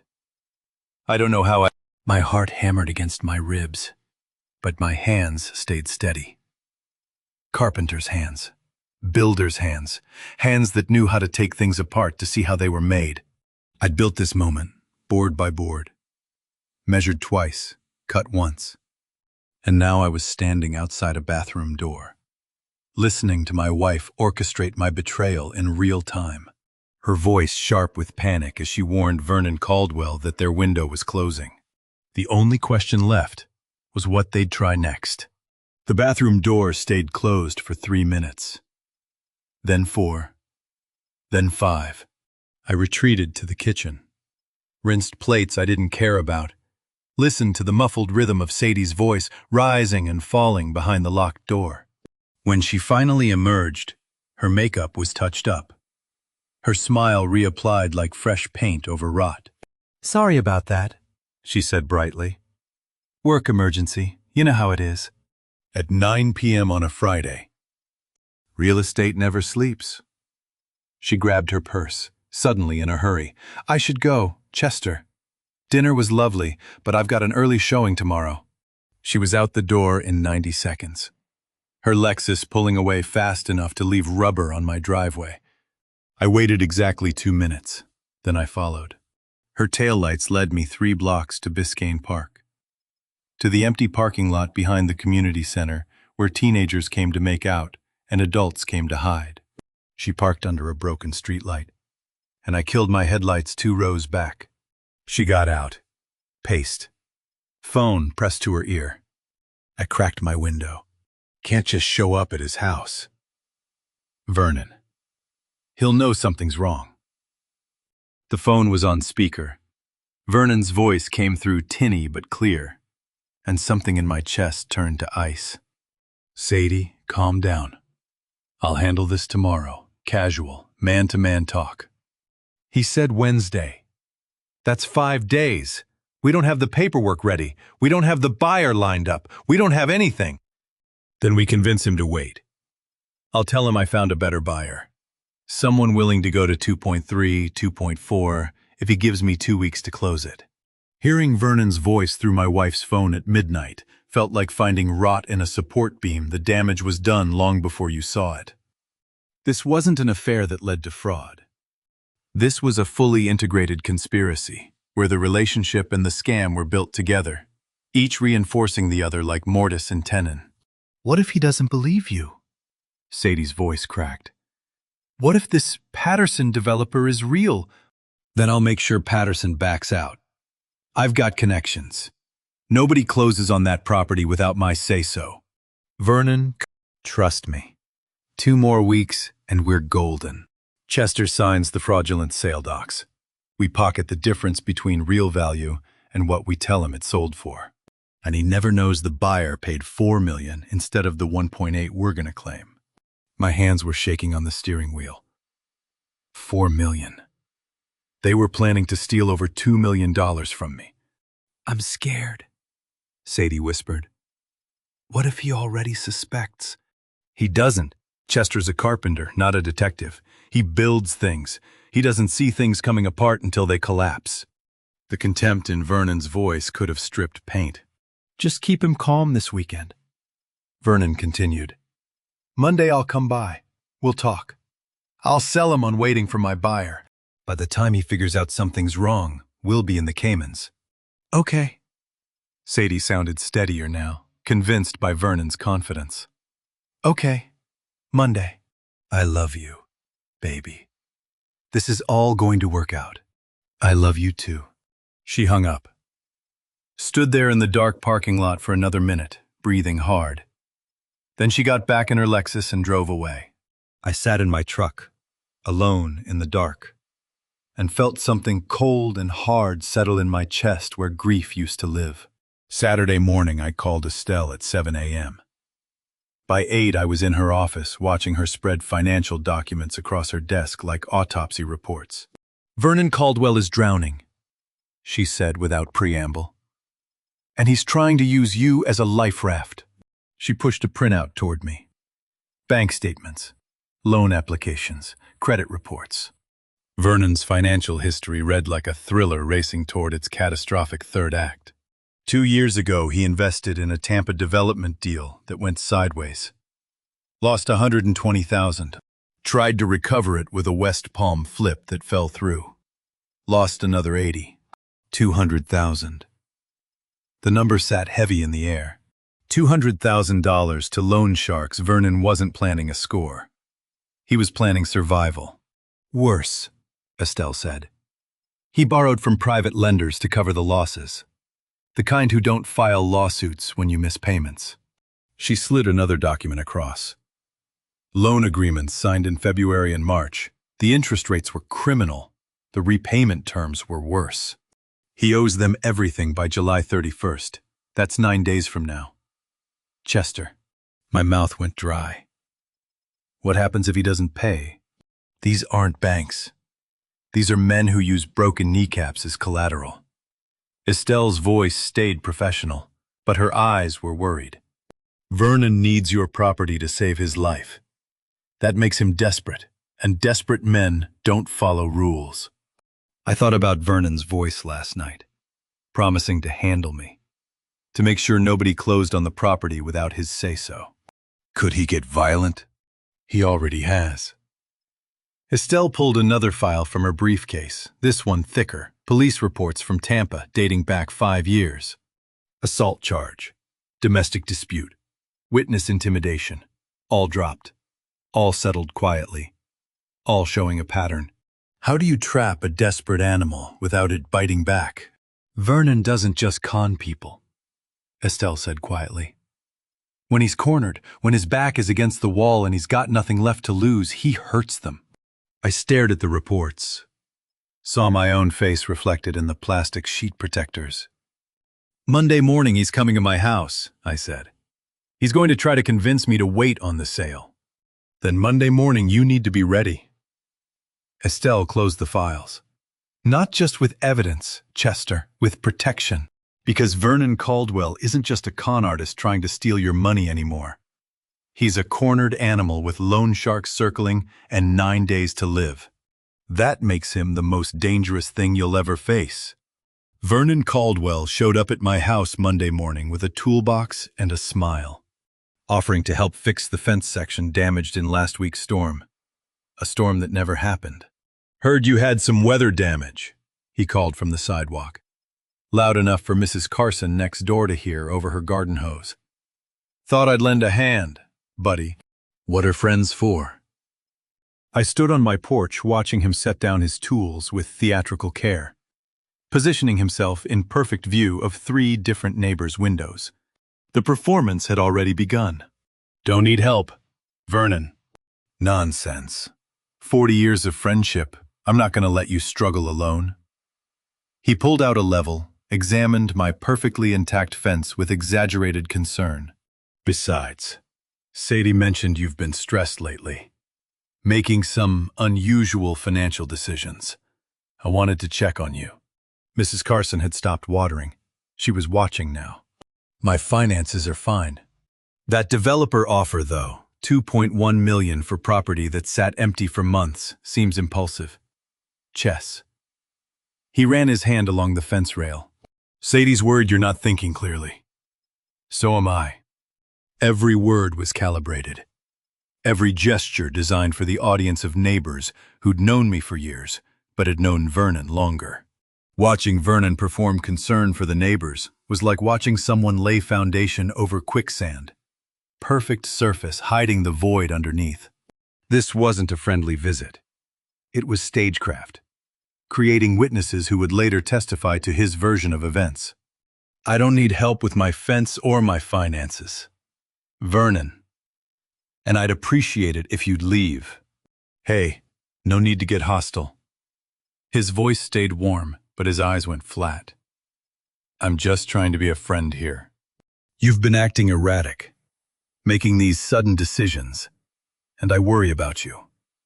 Man, we all do. Mr. Kendall from across the street had come out to his mailbox. Staying. Listening. You should go, I said quietly. Vernon picked up his level, held it like he was measuring something. To anyone watching, it could have been a tool. To me, it was a prop in his theater of provocation. Sadie told me you accused me of some pretty wild stuff Friday night. Property fraud, affairs. He shook his head sadly. Chess. That kind of paranoia isn't healthy. Maybe you should talk to someone. A professional. My hands clenched at my sides. He saw it. Smiled. I'm asking you one more time to leave my property. Of course. Of course. He gathered his tools slowly, making sure every neighbor saw his careful, non-threatening movements. But I'm here if you need me, buddy. Anytime. He left. I went inside, my heart hammering against my ribs. 2 hours later. The police arrived. Officer Bryant was maybe 30, clean-cut and professional in the way of young cops who still believed the system worked. His partner, Officer Reyes, was older, weathered, carrying the weight of 1,000 domestic calls in the lines around his eyes. Mr. Farrell, Bryant's hand rested near his belt. We're responding to a complaint filed by Vernon Caldwell. Says you threatened him with a hammer during an argument this morning. Became aggressive and unstable. The world tilted sideways. I never touched a hammer. He came here to provoke me in front of witnesses. This is a setup. Sir, we have a neighbor's statement corroborating raised voices and aggressive behavior. Reyes pulled out a notepad. Mrs. Carson said you appeared agitated. Told Mr. Caldwell to leave multiple times while he was trying to help with your fence. The neighbor, Mrs. Carson, who I'd helped build a deck 3 summers ago, actually, nodded when the officers asked if I'd seemed unstable. He was staging a confrontation, I said, hearing how it sounded even as I said it. He's trying to... Mr. Farrell, we need you to come to the station and give a statement. Bryant's voice stayed neutral, but his eyes had shifted. I'd become a problem to manage. Am I under arrest? Not at this time. But Mr. Caldwell has documentation of your recent behavior surveillance of him. Accusations, erratic financial decisions, we need to sort this out. I rode to the Miami-Dade station in the back of their patrol car, watching my neighborhood disappear through metal grating. The interrogation room was exactly like television gray walls, metal table. Mirror I knew was a window. Detective Morgan entered 20 minutes later carrying a file folder thick enough to tell me Vernon had been planning this for days. Morgan was late 40s. Tired eyes. Wedding ring worn thin from years of gesture. The kind of detective who'd seen every con and every truth and had learned to trust the paperwork more than the people. Mr. Farrell, I'm Detective Morgan. Let's talk about your relationship with Vernon Caldwell. I want my phone call. I have a lawyer. You're not under arrest. You're free to leave any time. He opened the folder. But Mr. Caldwell has no criminal record. He's a respected businessman, your best friend of 40 years, and according to multiple witnesses, you've been acting paranoid for weeks. Surveillance, accusations, sudden impulsive decisions about property sales. Help me understand what's happening. How do you prove you're not crazy when all your evidence makes you look crazier? I want my lawyer, I repeated. Morgan sighed. slid a document across the table. Temporary restraining order. You're to stay 500 feet from Vernon Caldwell pending a hearing. Violation means immediate arrest. Do you understand? I stared at the paper. Vernon's signature at the bottom. Neat and controlled. My phone call. They let me use the desk phone in the hallway. I dialed Estelle's number with shaking hands. Voicemail. Estelle, it's Chester. I'm at Miami-Dade Station. Vernon filed a false police report. They've issued a restraining order. I need you. Please. I hung up. Stood in the fluorescent hallway of the police station, legally barred from confronting the man stealing my life. My lawyer silent.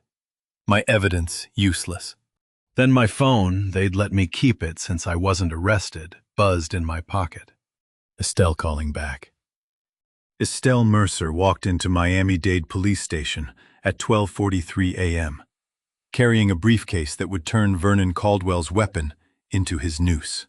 I was still standing in the hallway when she arrived. Phone in my hand, her name on the screen. She ended the call and walked straight to Detective Morgan's office like she owned the building. Detective Morgan, I'm Estelle Mercer, attorney for Chester Farrell. We need to discuss Vernon Caldwell's complaint. Morgan looked up from his desk, irritation crossing his face. It's almost 1 a.m., counselor. This can wait until... No, it can't. She opened her briefcase with the crisp efficiency of someone who'd done this 100 times. Because Vernon Caldwell doesn't exist. Not legally. The man who filed that complaint is Malcolm Vance, convicted of real estate fraud in Tampa. 2018, served 18 months. She slid documents across Morgan's desk. Court records, mugshots, fingerprint comparisons. Morgan's expression shifted from irritated to alert in the space of a heartbeat. Mr. Vance has filed false police reports against victims in 3 separate scams. Estelle continued. Portland in 2016, Tampa in 2018, Jacksonville in 2020. Each time he isolated his target through legal harassment before the final theft. The pattern is identical to his complaint against Mr. Farrell. You're saying this entire complaint is part of a con? Morgan was reading now, flipping pages, his professional skepticism warring with the documentation in front of him. Check the property records. Mr. Farrell owns 1847 SW 8th Street, recently rezoned commercial. Appraised at $3.2 million. Vernon Caldwell, who is actually Malcolm Vance, has been systematically positioning himself to steal it through forged sale documents. When my client discovered the fraud, Vance used his standard method file a false police report to make the victim look unstable and isolate them from legal protection. Watching Detective Morgan's face shift from skeptical to alarmed as he read Vernon's real history, felt like watching a foundation finally settle true. Everything that had been tilting and precarious suddenly locked into place. Morgan looked up at me. Mr. Farrell, why didn't you mention any of this during questioning? Because I didn't know his real name until 3 days ago, I said. And saying my wife's lover is a con artist with a fake identity sounds exactly like the paranoid harassment he's claiming. Morgan turned back to Estelle. This documentation is solid. Verified through 3 jurisdictions. Fingerprints match. The social security number Vernon Caldwell uses is stolen from a deceased person in Ohio. I have documentation of the property fraud in progress, forged title documents, fraudulent buyer agreements, everything. It's all in the file. Morgan closed the folder, looked at the restraining order still sitting on his desk. I need to make some calls. While you do that, I'm taking my client home. Estelle's voice left no room for argument. Unless you're planning to charge him with something. No, not at this time. Morgan stood. Mr. Farrell, don't leave town. We'll need additional statements once we verify this information. And counselor, if this checks out, we'll be issuing a warrant for Malcolm Vance's arrest for filing a false report and identity fraud. He also owes $200,000 to loan sharks with a deadline in 9 days, I said quietly. When you pick him up, move fast. Desperate men make dangerous decisions. Estelle drove me home through empty Miami streets, the city quiet in that dead zone between midnight and dawn. "Thank you," I said. "Don't thank me yet. Vernon's still out there, still desperate. And now he'll know the police report didn't work." She pulled up to my house. "He's got 9 days to get that property or face people who don't care about laws. What do you think he'll do? Come for me directly." "That's what I think too." She handed me a card with a phone number. "This goes to a secure server I control. You're going to need it." I went straight to the garage at 3 a.m., still wearing the clothes I'd been interrogated in, and started building. Installing the deadbolt at 3 in the morning. I realized I was building Vernon's coffin from the inside, precise joints, perfect seal, no escape. The thought should have troubled me. It didn't. The wireless microphone went into the overhead light fixture, invisible unless you knew where to look. Backup recorder behind the pegboard where I kept my hammers.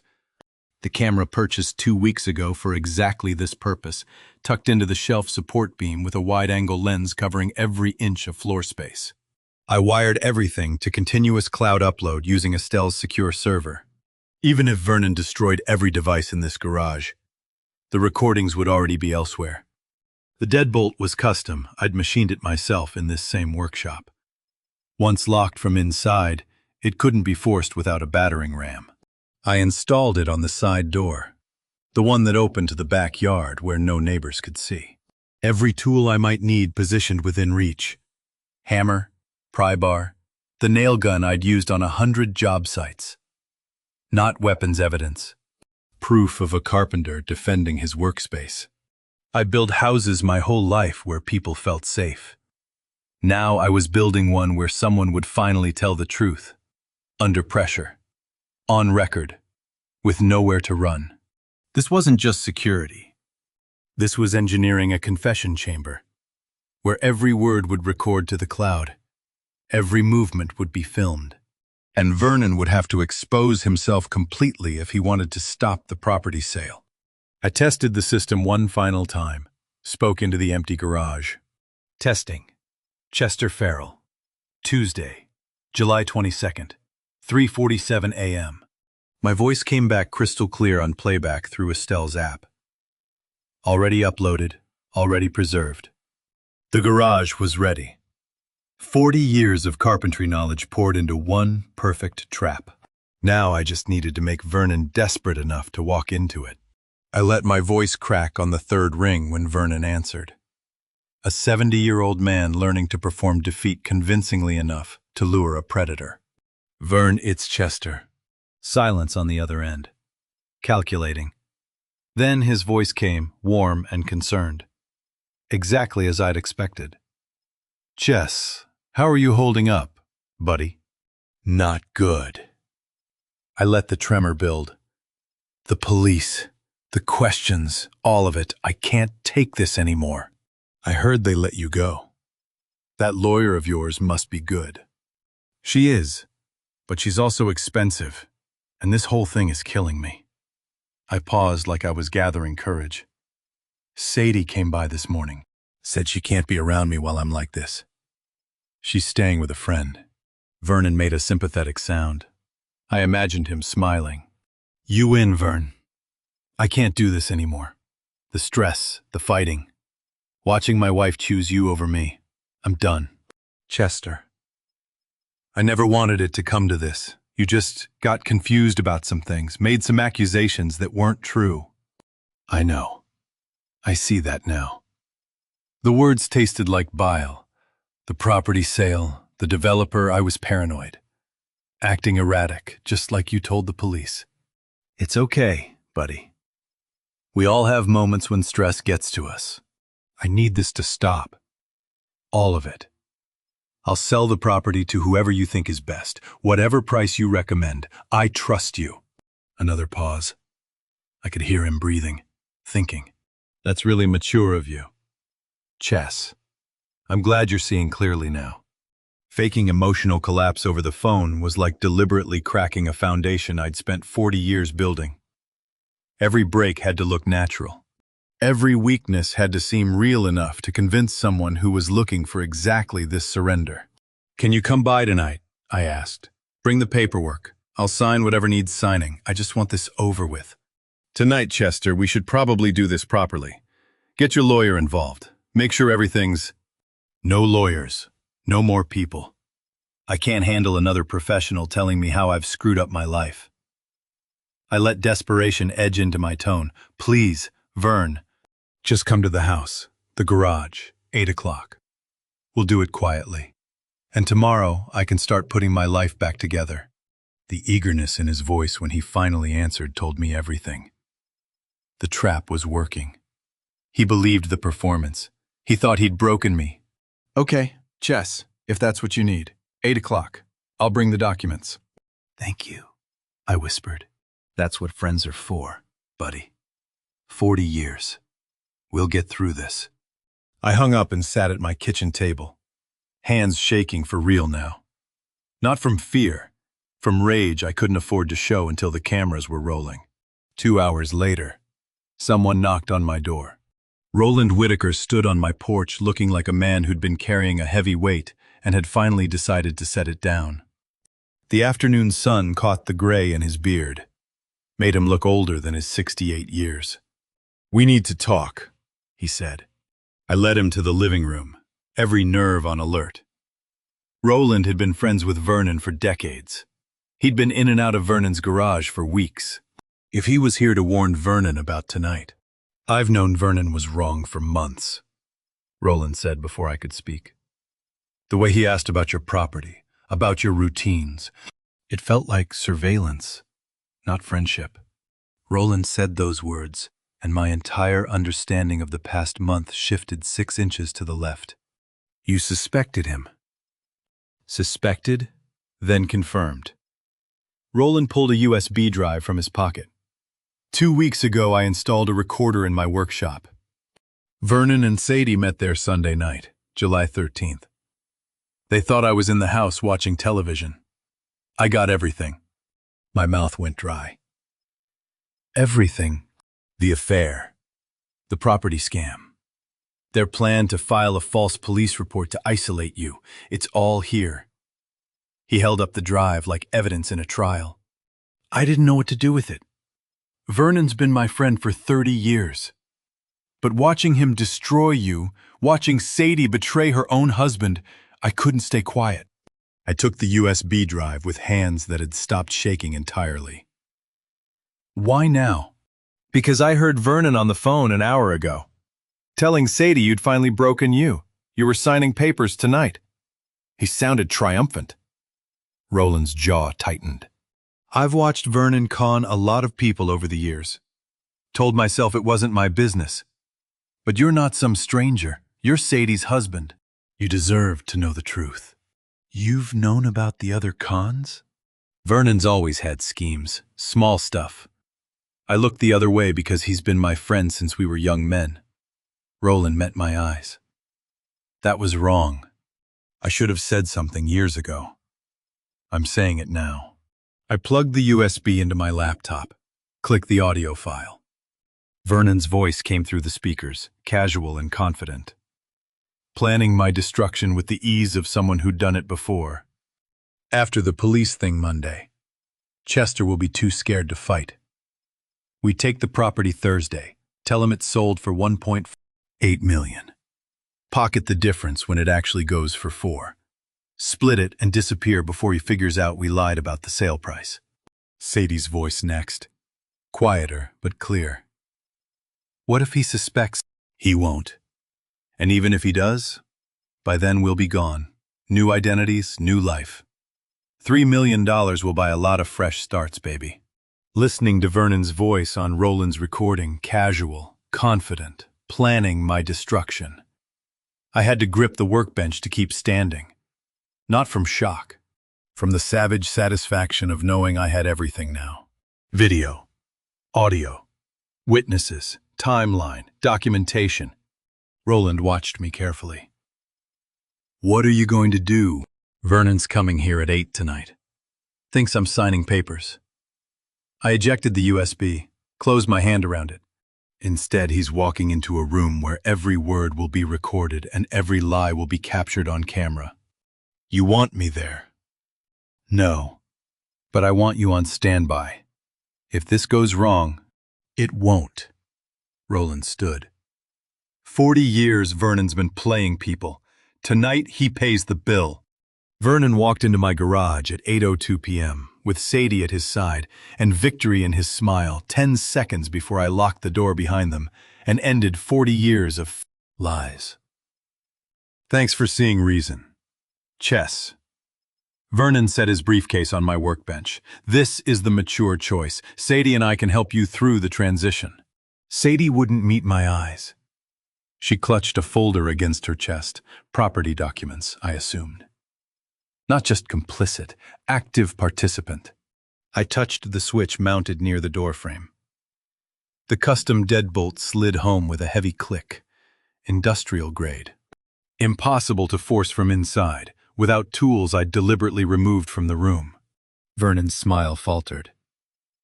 What was that? Insurance. I picked up the tablet from my workbench, queued up the first video file. Nobody's signing anything tonight. But you're both going to watch what you've done. The mounted screen flickered to life. Garage security footage from 2 weeks ago.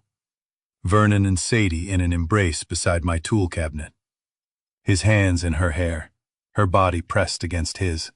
The timestamp read, July 8th, 2:17 p.m. Sadie's face went white. Chester, you're being irrational. Vernon moved toward the door, tested the handle, found it locked. Open this door and we can talk about this like adults. I have footage of every time you came to this garage. I advanced to the next file. Bank statements appeared on screen, highlighting Vernon's failed investments, the loan shark debts, the desperate timeline. Every lie you told, every document you forged. All of it uploads to police servers in real time. You can't keep us locked in here. That's kidnapping. It's a presentation. You're free to leave as soon as I'm finished. I pulled up the next document, county records, showing forged signatures on property transfer attempts. Vernon's handwriting analysis matched to previous fraud cases under the name Malcolm Vance. Detective Morgan is very interested in your work, Malcolm. Watching evidence play on the screens while Vernon squirmed felt like finally seeing the rot you knew was there. Validation and revulsion in equal measure. Vernon's confident mask was cracking. Sadie stared at the screen showing forged documents, her breathing shallow. Sadie, listen to me. Vernon turned to her, voice shifting to the warm tone he used for manipulation.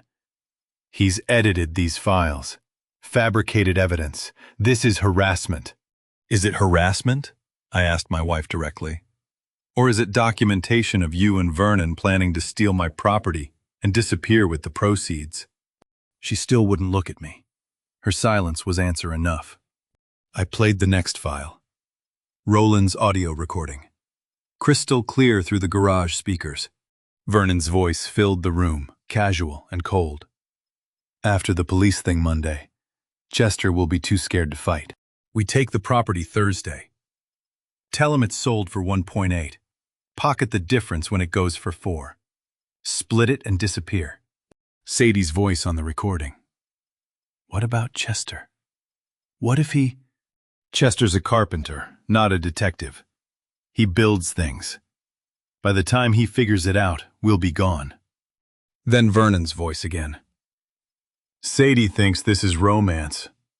I let her think that. Easier than explaining it's just access to a $4 million property. She's useful because she's desperate. 65 years old, invisible, grateful for attention. She'll do anything I ask. The sound Sadie made when she heard Vernon call her desperate and invisible wasn't quite a scream.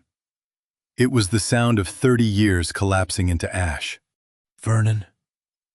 Her voice came out broken. Tell him that's not real. Tell him you're lying on that recording. Vernon looked at her for a long moment. I watched something calculate behind his eyes, the decision to abandon the performance entirely. Does it matter? Sadie, we got what we needed from him. That's what counts. She stepped back like he'd struck her. I left my marriage for you. I helped you destroy a good man. You said you loved me. You destroyed your own marriage, Sadie. Vernon's voice had gone flat, empty of the warmth he'd performed for months. I just gave you an excuse to do what you already wanted. You were bored, invisible, desperate for someone to see you. I saw that desperation and used it. That's all this ever was. You're lying. But her voice held no conviction. I'm finally being honest. Vernon turned back to me, ignoring Sadie's devastation like it meant nothing. You think you've won.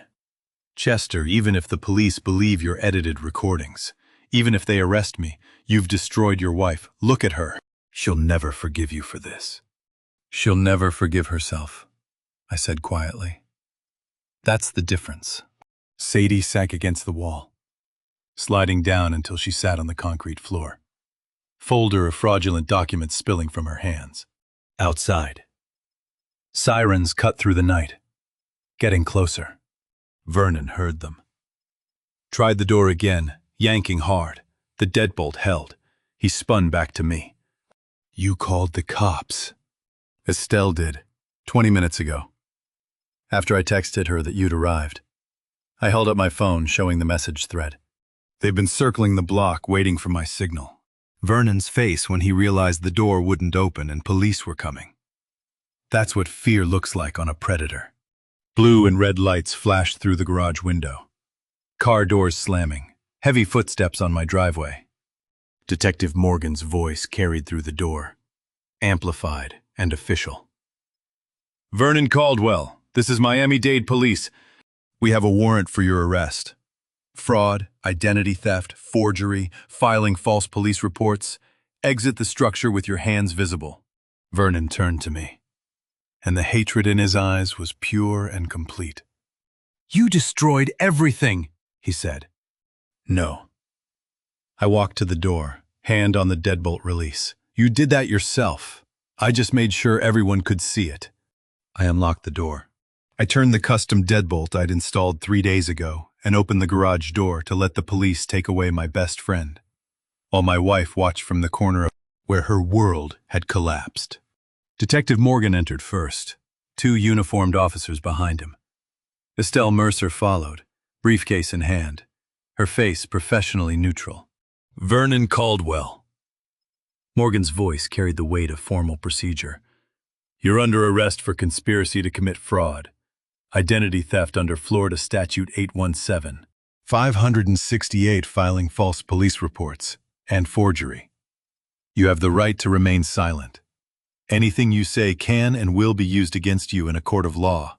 Vernon didn't move. Stood by my workbench with his shoulders back, defiance radiating from every line of his body. This is harassment, he said. My lawyer will have this thrown out by morning. Your lawyer will need to explain 3 prior convictions under 2 different aliases. Estelle stepped forward, holding up documentation. Malcolm Vance in Tampa. Derek Morrison in Portland. Vernon Caldwell here. Same fingerprints, same methods. Good luck. The officer cuffed Vernon's hands behind his back. The click of metal on wrist bone echoed in the garage. Morgan turned to Sadie, still sitting against the wall. Mrs. Farrell, we need to ask you some questions, but based on the evidence Ms. Mercer provided. We believe you were manipulated into participating. We're not charging you at this time. Watching Vernon get handcuffed in the garage I'd built with my own hands felt less like victory and more like demolition day.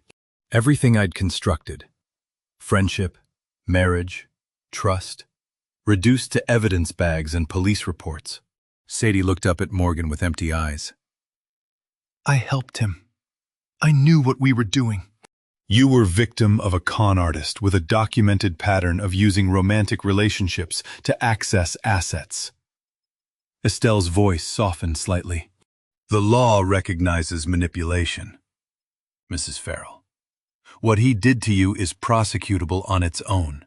Morgan helped Sadie to her feet. We'll need your statement. Tomorrow is fine. Tonight, you should rest. Vernon laughed, sharp and bitter. Sadie was willing. She wanted this. Don't let her play victim now. Sir, you have the right to remain silent, Morgan said. I suggest you use it. They led Vernon through my garage, past the tools I'd collected over 40 years. Out the door into flashing blue and red lights. Neighbors had gathered on lawns despite the late hour. Mrs. Carson, Mr. Kendall, all watching. Estelle stayed behind with me while another officer escorted Sadie to a patrol car for transport home. You did good, Estelle said quietly.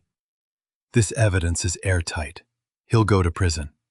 Doesn't feel like winning. It never does when you lose things that mattered. She handed me her card again. Call me if you need anything, legal or otherwise. The garage emptied. I stood alone, surrounded by recording equipment and the smell of other people's devastation. Wednesday morning, Sadie came back to the house at 10 a.m., looking 20 years older than she had a week ago. We sat in the living room where we'd spent 30 years, morning coffee, evening news. 1,000 ordinary moments that meant nothing now. Sitting across from Sadie in the living room where we'd spent 30 years felt like standing in a house after the foundation cracked. Everything's still in place, but nothing solid underneath. I don't expect forgiveness, she said. Her voice was hoarse from crying or not crying. I couldn't tell which. I just wanted to say I'm sorry. For all of it. I know you are. He made me feel seen. She twisted her wedding ring, still wearing it. For months, I'd felt invisible. 65 years old, no children, no career, just Chester's wife. Then Vernon looked at me like I was someone worth noticing. I understand he used you. I kept my voice steady. I watched it happen, saw exactly how he did it. But you chose to help him humiliate me, Sadie. You knew what we were doing with the property fraud. I can't forgive that. I know. Tears ran down her face silently. I felt invisible for so long. He made me feel important, necessary, like I mattered to someone's plans, even if those plans were terrible. I know that's not an excuse. I destroyed us for nothing. Not nothing. You destroyed us for the fantasy of being seen. I looked at the woman I'd married 3 decades ago, barely recognizing her. That's worse than nothing. That's sad. She flinched but didn't argue. I want a divorce, I said. Clean, quiet, fair. Of course. She pulled papers from her purse. She'd already consulted a lawyer. I had these drawn up. 50-50 split of assets except the SW 8th Street property, which stays entirely yours since it was your inheritance. The house is sold, proceeds divided. No alimony either direction. I read through the documents. They were exactly what I would have proposed if I'd thought about it rationally instead of emotionally. We'll divide everything fairly, I said. No lawyers fighting, no public spectacle. We can end this with the dignity we didn't have while it fell apart. How do you divide a life fairly when the thing that mattered most, trust, can't be split down the middle? Thank you. Sadie wiped her eyes. For not making this worse than it already is. We had 30 years. Sadie. Some of them were good. I won't destroy the memory of those to punish you for the bad ones. She stood to leave, paused at the door with her hand on the frame. I hope someday you can build something good again. Chester. You always were better at building than I was at preserving. She walked out of the house for the last time, leaving her keys on the hall table. I sat alone in the living room listening to her car pull away, surrounded by 3 decades of shared furniture and no shared future, and felt the weight of silence settle like sawdust after the final cut.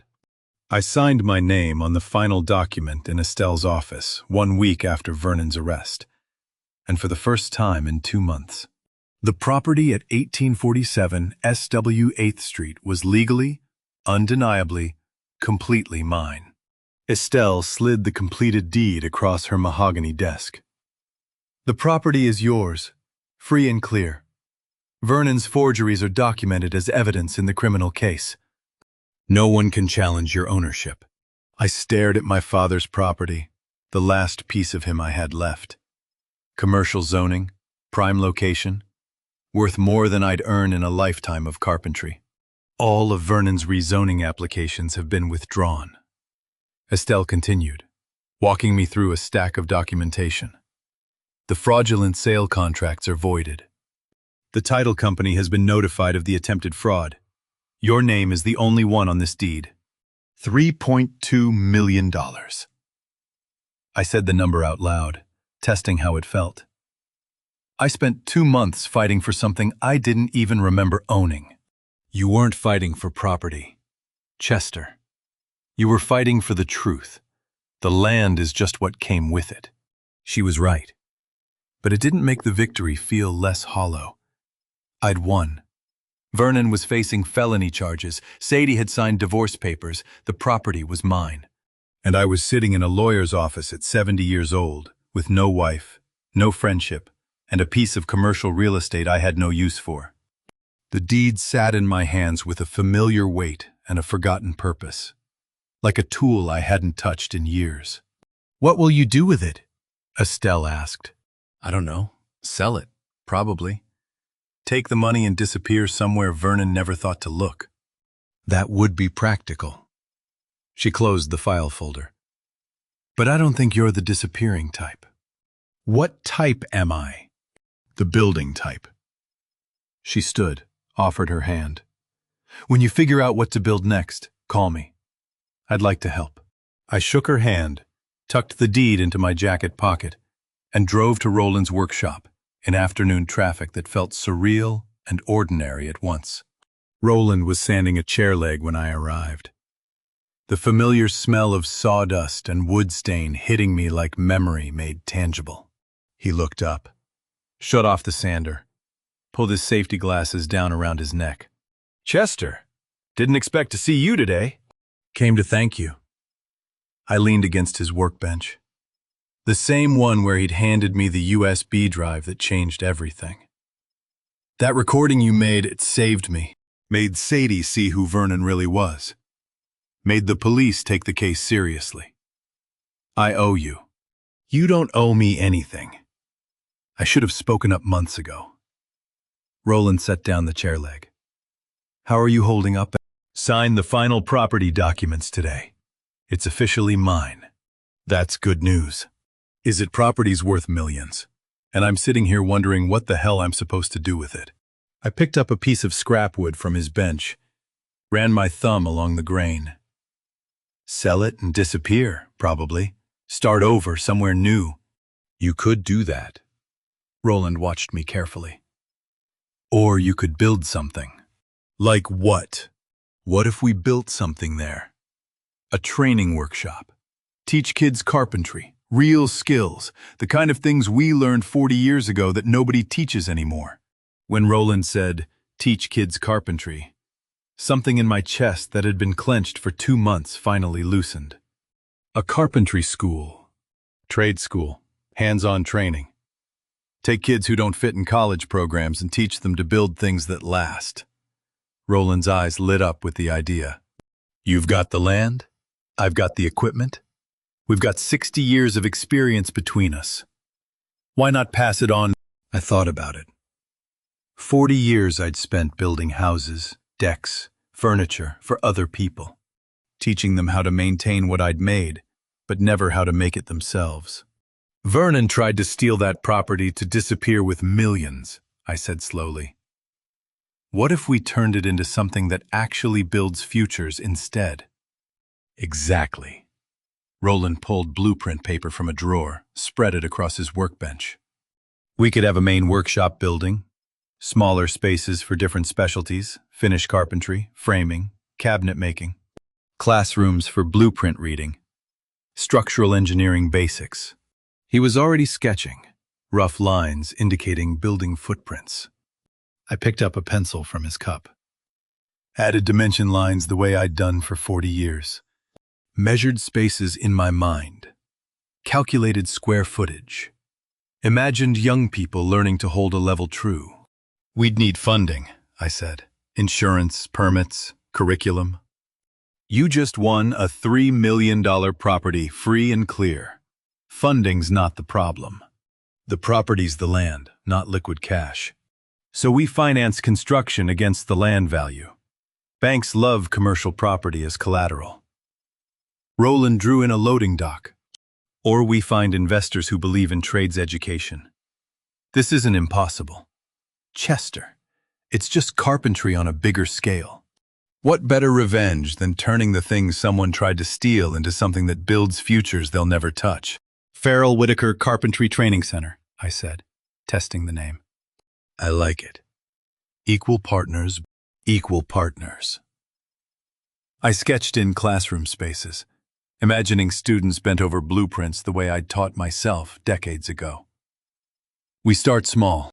1 building, 20 students. See if it works. And if it works, then we build bigger. I added tool storage, safety equipment rooms, finish areas. Teach them to build with integrity, precision, pride in the work. Roland grinned. The first real smile I'd seen from him since this whole nightmare started. Vernon wanted to steal this property to fund his disappearance. Instead, it's funding something that'll last longer than both of us. Something that builds instead of destroys. We stood over the blueprint paper. 2 old carpenters drawing lines that might become walls. Sketching spaces that might become futures. Building again the only way we knew how. From destruction, creation. From betrayal, purpose. The pencil felt right in my hand. Morning light came through the workshop windows at the Farrell Whitaker Carpentry Training Center the way it used to come through my garage, except now I was teaching 3 teenagers how to cut dovetail joints instead of hiding cameras to catch my wife's betrayal. Measure the pinboard first, I told Marcus, a 17-year-old who dropped out of high school last spring. Mark your cuts with a knife, not a pencil. Knife line is thinner, more accurate. He pressed the blade against the wood with careful concentration, tongue between his teeth the way young carpenters always did, across the workshop. Roland demonstrated mortise and tenon joints to 2 other students. The smell of fresh-cut pine and machine oil filled the air. Sunlight caught sawdust floating like gold. 6 months since I'd signed the property documents. 4 months since we'd broken ground. 2 months since our first class walked through doors that used to exist only on blueprint paper. 17 students this summer. Kids who didn't fit traditional schools, who needed to work with their hands. We charged no tuition, the property's appreciation-funded operations. Donations from contractors covered materials. Teaching a 17-year-old to measure twice and cut once felt like handing down something more valuable than property it was handing down. The belief that precision matters when you're building something meant to last. Marcus made his first cut. Too aggressive. The saw skipped, marred the edge. It's okay. That's scrap wood for practice. Try again. Lighter pressure. He reset, tried again. This time the saw found its groove, followed the knife line true. There you go. That's the feeling you're looking for. The pride on his face reminded me why Roland and I had built this place. Not for revenge, not to prove anything, but because we knew how to build. And teaching someone else felt like the best possible use of the years we had left. Lunch break came at noon. Roland and I sat outside on the loading dock, eating sandwiches and watching students practice. You've taught 17 kids this summer. Chess, Roland said. Built 17 futures from the rubble. That's better than revenge. Feels better, too. Estelle's sedan pulled into the parking lot. She'd helped navigate the permits, the zoning approvals, the nonprofit paperwork that made the school possible. She joined us on the dock. Vernon's appeal was denied, she said. 3 years in federal prison for conspiracy to commit fraud, identity theft, and filing false police reports. Federal sentences don't offer parole. He'll serve close to the full term then, supervised release. I felt nothing. No satisfaction, no anger, just acknowledgement. And Sadie's living with her sister in Tampa. Quiet life. She sends her regards. Estelle paused. The divorce was finalized last week. She asked me to tell you she's glad about the school. Said she thinks your father would be proud. I looked at the building we'd constructed on his property. Metal roof, concrete floors, professional-grade tools, students laughing through the windows. I hope she finds something real there, I said. Something that wasn't built on lies. Estelle smiled. She might. People surprise you. Saturday afternoon, I stopped at the Publix in Kendall. Same store where this whole nightmare had started, with a declined credit card and a stranger's quiet intervention. Maria was working the same register. She recognized me, smiled. "Mr. Farrell, haven't seen you in a while." "Been busy, building something." I grabbed milk, bread, coffee, the essentials of a man living alone. 2 people ahead of me in line. A young man in his 30s loaded groceries onto the belt. David Sullivan, according to the name on his credit card. Protein powder. Fresh vegetables. The card of someone trying to be healthy. His card declined. Maria ran it again. Declined. I don't understand. David pulled out his phone, checked his banking app. My account shows I have money. I just checked yesterday. Standing in the same checkout line where Estelle had first warned me. I recognized the shape of the moment, the structure underneath it poured years ago, still holding. "I've got this," I said, stepping forward. "Add it to mine." David turned, confused. "Sir, I can't let you." "It's $40. I've got it." I handed Maria my card. She processed the combined order without comment, though her eyes held something that might have been recognition. Outside. David caught up with me in the parking lot. "Thank you. I'll pay you back. I don't know what happened with my card." "Don't worry about it," I paused, choosing words carefully. "But you might want to check your accounts. See if anyone's accessing them from places you wouldn't expect. Like fraud. Like someone close to you. Someone who has passwords. Someone you trust." I met his eyes. Sometimes people closest to us have access we don't realize.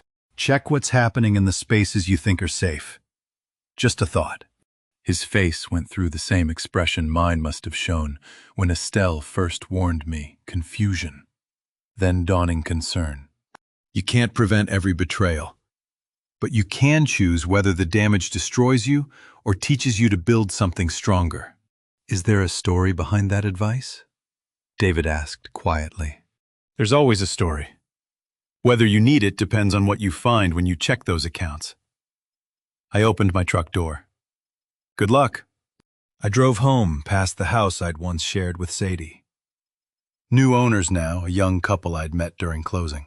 Through the window, I saw them painting the living room together, laughing over color choices. I didn't feel grief anymore.